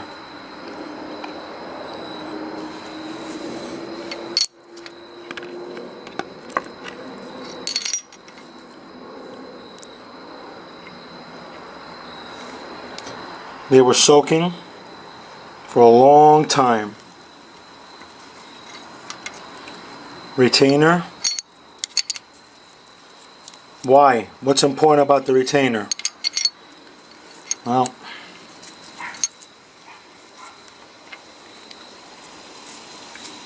see the wheel? The wheel rides the cam.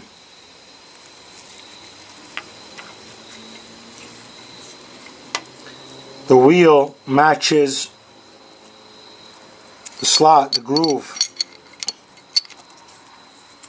Okay? The spider goes down over it.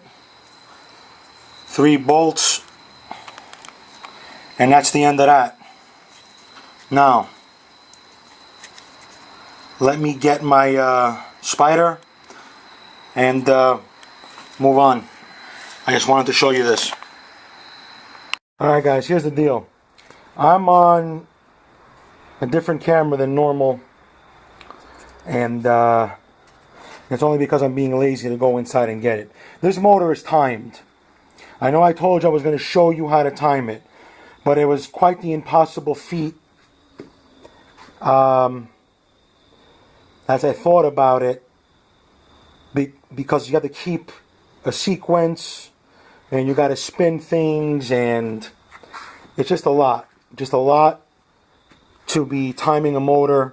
You know, you don't want to fuck up, and to be filming at the same time. This motor is timed. I will put 2 good links to 2 videos that show very good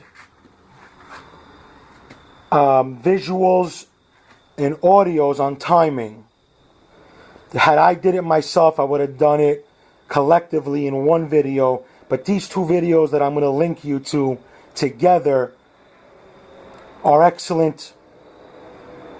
You got to bring, essentially, you got to bring top dead center on the compression stroke to cylinder number 1, where both lifters will be at the down position. And then you would adjust the valve lashes for number 1, and so on and so forth. And then after you did one set of the lifters / valve train, you would turn the crank 360 degrees and do the rest of them. But this is timed. It's about to get the caps on it. I'm going to paint the intake manifold. I already ran 415 on the block. You can't see it. It's kind of dark. But because it's dark out and the garage lighting is not that great. And when it's all complete, you will see what I'm doing. Because after this, I got to put on, this is just here so I could spin the crank. This is going to come off. I got to put in the distributor, the OptiSpark, the water pump, the hub, the accessory brackets, and then paint it, go through it one time, fill it completely with motor oil. I'm going to spin it by hand to get the oil moved throughout the motor right before it goes into the hood of the car. See that? Destroyed. 96. It's time. If you look at these hoses here, they're frayed, they're cracked. Don't worry, I got everything new. Everything new. Everything. I got it new because I don't feel like doing this motor again. Alright guys, we'll be back. Alright guys, another day moving ahead and along. Here's the deal. Harmonic balancer is about to be torqued down to 77 foot-pounds of torque. Notice where it's pointing. This motor's timed, top dead center. The OptiSpark is in, the water pump is in, torqued down. The bolts on the water pump, 33 foot-pounds. New temp sensor. This motor carries 2 of them. One on the water pump, one on one of the heads. I have not installed the head one yet. Valve covers are in, intake manifold is in. Okay? The vacuum hoses have not been applied to the intake manifold yet. The injectors were pulled out. Upper and lower seals were changed. I know they look like they're not seated, but believe me, they are. They are seated. The EGR valve was pulled out. The gasket was replaced. The EGR valve was cleaned. After the motor breaks in, figure like 3, 4, maybe 5,000 miles in, I'm going to remove every single sensor and control, and I'm going to change them to new. Now, this is part of the evap system. It comes from the header, and it goes here. New gasket. Okay. Now, I know a lot of you guys will be like, what the fuck, man? You said you're going to do this, you're going to do that. Yeah. Like I mentioned earlier in the video, guys, it's very difficult. Very, very, very, very difficult to be filming and working, especially with oils and breaking assembly lubes, gaskets, gloves. It's a fucked situation. So I'm going to do it now verbally, and I'm going to point it out. I told you we were going to time the motor. We did. I'm not going to get into how. It's very intricate, and I don't want to rush it. But I will post up 2 to 3 links that you guys can follow. They are excellent. Collectively, these 3 links, you'll be able to time any Chevy motor, not limited to, and also including the LT1. Excellent resource. Now, the new water pump, there's a cup link. I should have showed it to you, I fucked up. There's a cup link that goes in between the water pump drive shaft and the gear, which is spun by the cam to spin the water pump. The ridge, the bevel, the line on the shaft needs to face into the motor. Replace the O-ring on the shaft that's on the helicals here, on the gears here rather. Assembly lube, set it. The OptiSpark, okay, the distributor. After you have timed it, you will come to realize that if you time this correctly, you will be top dead center cylinder number 6. You heard me correctly. If you timed the motor properly, by the time you are done timing the entire valve train and adjusting valve lash, when you're done timing the motor top dead center piston 1, and then you install your heads, and then you go ahead and you set the valve lash in the heads to the motor, you will come to discover that setting the valve lash, you will now be in the proper position of cylinder number 6 top dead center. I repeat it, cylinder 6 top dead center, if you've timed it properly on the compression stroke, not the exhaust stroke. Don't fuck it up. That's that. Now, let's carry on and move on. The harmonic balancer, as you could tell, is not seated all the way. That's assembly lube, because you don't want to burn those new gaskets on startup. The OptiSpark, if number 6 is top dead center, that means the cam pin will be facing to the left of the motor. Don't fuck it up. Don't force the OptiSpark. You will break it. You will break the friggin' OptiSpark. Don't force the OptiSpark. I'm going to say it again. Do not force the OptiSpark. It's a $400 part. And you're going to feel real stupid if you force it and you get away with not breaking it, and then you start the motor and you're scratching your head, why won't it start? Don't do it. $400. Don't do it. Okay. The thermostat is not in here. The thermostat is here. I got a new one. Why did I not buy an AC Delco thermostat? I'm going to tell you why I didn't buy an AC Delco thermostat.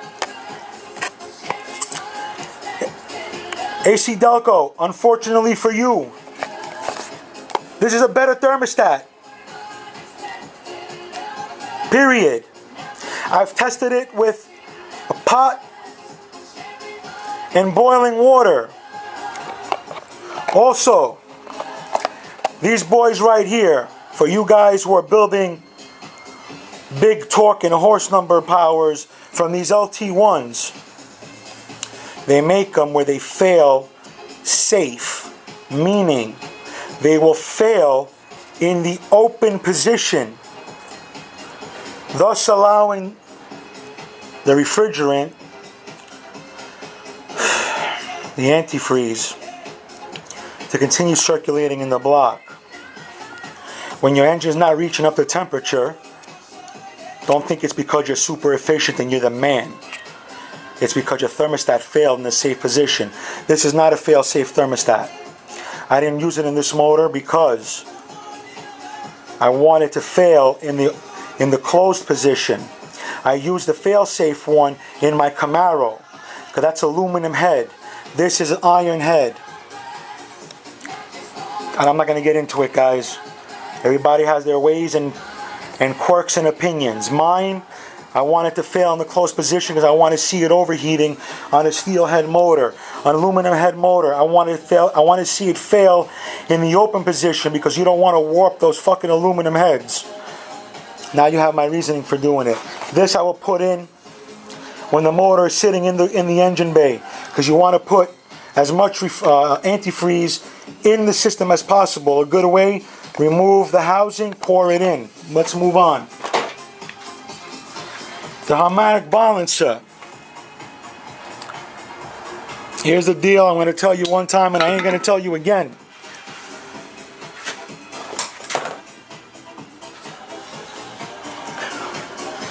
If you use a hammer like this, you are a jerk off. I'm going to say it again. If you use a hammer like this, you are a number one jerk off. Now, if you use something like this, you should go have yourself a beer. The black side is strong enough to hit this without marring it. It's strong enough to hit this hard enough without destroying the rubber seal inside the balancer. It's strong enough to hit this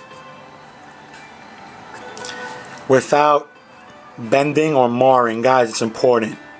It's very important, guys. I don't know how else to stress it. Old school guys who use the metal hammers, because I know you guys, some of you are going to be like, Birdman, the hell you flapping about, man? We've been using metal hammers since the beginning of time. Yeah, dog, you've been using metal hammers, but if you remember the old school guys, they would put a block of wood right here so they wouldn't hurt anything. You remembered half the detail, you mud duck. Okay? I'm telling you right now. The OptiSpark again, I'm going to emphasize it. Please, please guys, please. Please don't mess it up. Don't mess it up.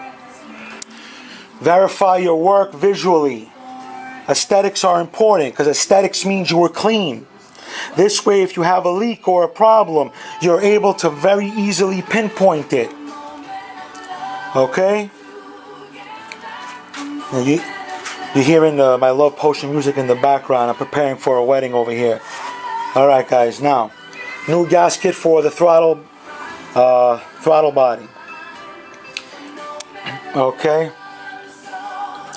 What else can I say to you? Where we're at.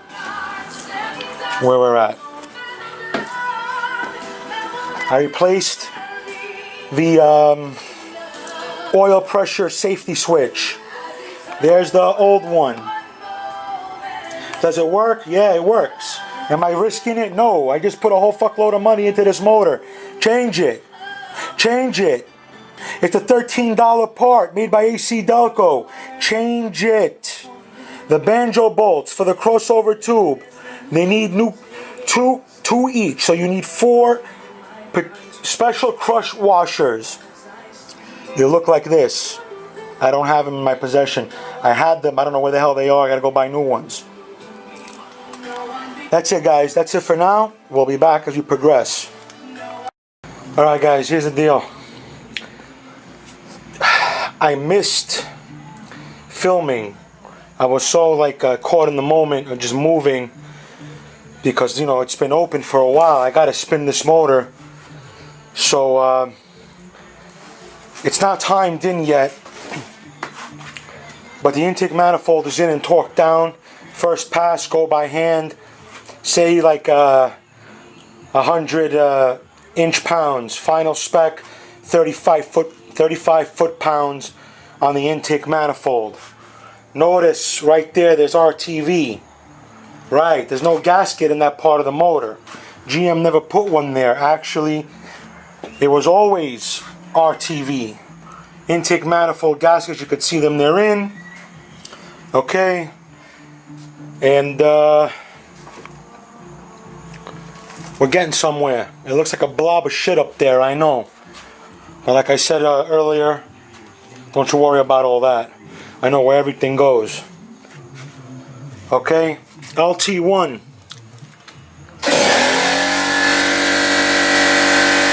Alright, let me shut the compressor off. LT1. If you notice on the snout, there's no key. It came with a key, but I pulled the key out. Alright? Here's the deal. The key's right here. See it? I pulled it out. I grabbed it with a dike, and I just pried it up, no problems. Now, LT1 harmonic balancer does not have a key weight. See it? No keyway. The inside is kind of conical, and as it goes, it grabs and it grabs. Trust me, it grabs. Then the hub bolt goes in. I think it's 77 foot-pounds, but I'll tell you again later when I double check the spec. These bolts are not loose, they're for the OptiSpark. Okay, we're getting there. Water pump, OptiSpark, hub. First the OptiSpark, then the hub, then the water pump. Because you cannot get the OptiSpark in with the water pump in its place, and you cannot get the OptiSpark in if the harmonic balancer is in place. So it's got to go first. OptiSpark first. Alright, change all the gaskets and blah blah blah blah blah. We'll get there. And then I'm going to show you how to time it. I'm going to time one side. I'm going to show you how to jump from lifter to lifter as you spin the motor. Top dead center number 1 gets you a certain amount of lifters, and then you spin it one rotation and you bring number 6 top dead center and you do the rest of them. I'll show you. Alright, we'll be back. Alright guys, so we're back. It's a couple of days later, you know, moving along, but basically it's done. It's done. Air pump is in. Ignition coil. After the motor breaks in, I'll be replacing it with a new one. But I did clean it up, you know, the heat sink and whatnot. Everything is in. The steering pump is not in. It'll go in once the engine is in the cradle, because of the way it connects and how the pipes come into it, the supply and return. It's bottom line impossible to properly install it with it mounted in its resting place. You literally got to hang it out. It's a really, really tough situation. You have to use a crowfoot wrench to get one of the fittings in. Anyway guys, new tensioner, water pump, I painted it.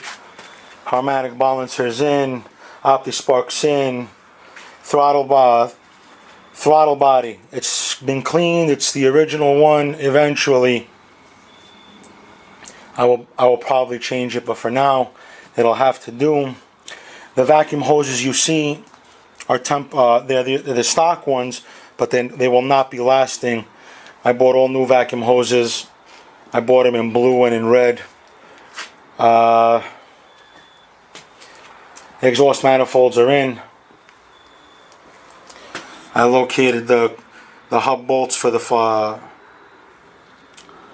at the flywheel. Jesus Christ! See what happened when you work too many hours? The flex plate, no, the flywheel, yeah. Wow. Automatic. All of the emission controls are in. They're not deleted. Okay. The mushrooms are in. Piece of advice. I didn't clean this. I'll clean it. While we're here, I want to tell you guys something. Once upon a time, that hose used to burn. I would change it and it would burn. Without exaggeration, this hose right here. I must have changed that hose 3 times in 4 months. It was just burning. Couldn't figure out why. Went to the mechanic. The mechanic replaced it with a hose that you would use on a gas line in your house to connect your stove to the gas line. Now that wasn't flying with me. I needed to know what the hell was going on. So I went to the dealership and I ordered everything from the manifold up and around. That right there is a thermostatic controlled valve. At a certain temperature, it'll open, certain temperature to close, regulating the amount of emission that's going in and around into your evap system, to your smog pump, blah, blah, blah, blah.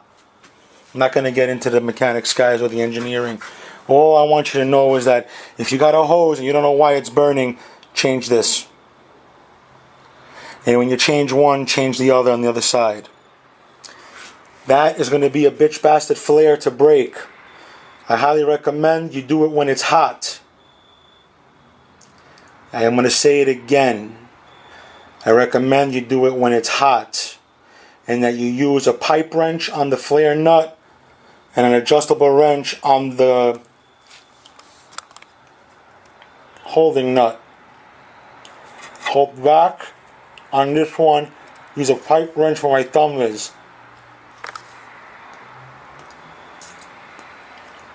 It'll break free. Because if you try to break this up here, you're guaranteed to snap this tube. Ask me how I know. Ask me, I dare you. Now, fuel rails are in. We went through this earlier. The steam tube has crush washers. They are impossible to find, guys. They don't come in the gasket kits, and they're $6 a piece on Summit Racing. Shame on them. Go to Napa, AutoZone, Pep Boys, whatever the hell. Buy 4 of the gaskets, which are used on the oil pump, on the, where the hell is it? The other side. On the oil drain. It's the same exact gasket. Buy 4 of them. Dress the banjo bolt, front and back. Tighten it down. Tighten it, but don't break it. The banjo bolt, it's not like grade 6 steel. Oil level sensor. Change it. New. Insurance. Cheap. Knock sensor. Okay. All that's missing right now is spark plugs, wires, oil. Okay. And a couple of vacuum hoses. Guys, it's done. Okay. The next time you see this camera, come back to the film where it's actually going to be sitting in the cradle. It's going to be in the car. I will do a debriefing on how to get it in for those of us who have questions and whatnot. But due to time constraints and the delicate operation of putting a motor into a car where you got to have 16 eyes and 54 hands, I will not be filming it. Okay? I'm going to be pulling out my cherry picker and we're going to be going to town. Alright, guys. I will film it in case you guys have questions as to look where a bracket might go or whatnot. Okay? Throttle bracket for the cruise control module and the throttle cable. These are the alternator brackets. Notice where they're going, because believe it or not, even though I know this motor very, very well, it took me about an hour to remember where the hell they go. Okay? There's 3 of them. They changed it from the split piece design of the earlier models. This is a 3-piece design, individual. 1, 2, 3. Got it? Okay. And that's that. That's that.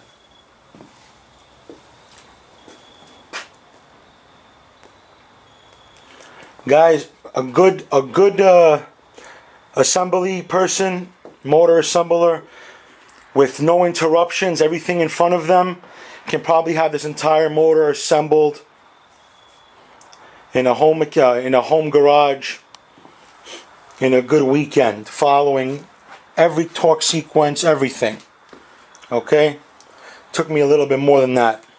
I'm just going to say it took me 15 cigars. This is number 16. Okay? I took my time because, in all honesty, I can't afford to fuck it up. And once it goes in, it needs to stay in. I don't feel like pulling it out. Guys, I'll see you at startup.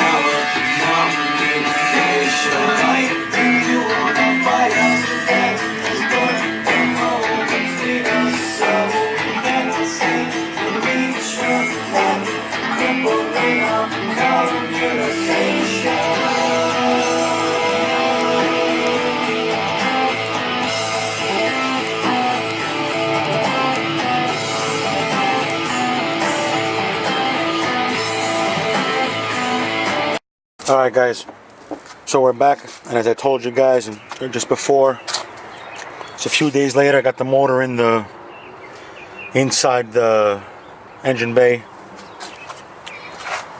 Alright, I got a couple of loose hoses. The bottom sensors are all plugged up. More or less the harness is all plugged up. Now the plumbing needs to be done. Fluids tapped off and fired. I got silicone vacuum hoses. Alright, so all the vacuum hoses that are rubber will be changed. Like you see that one, I showed them to you earlier, they're all decrepit. There's kits for this. Anyway, that's what it is, guys. We'll be back.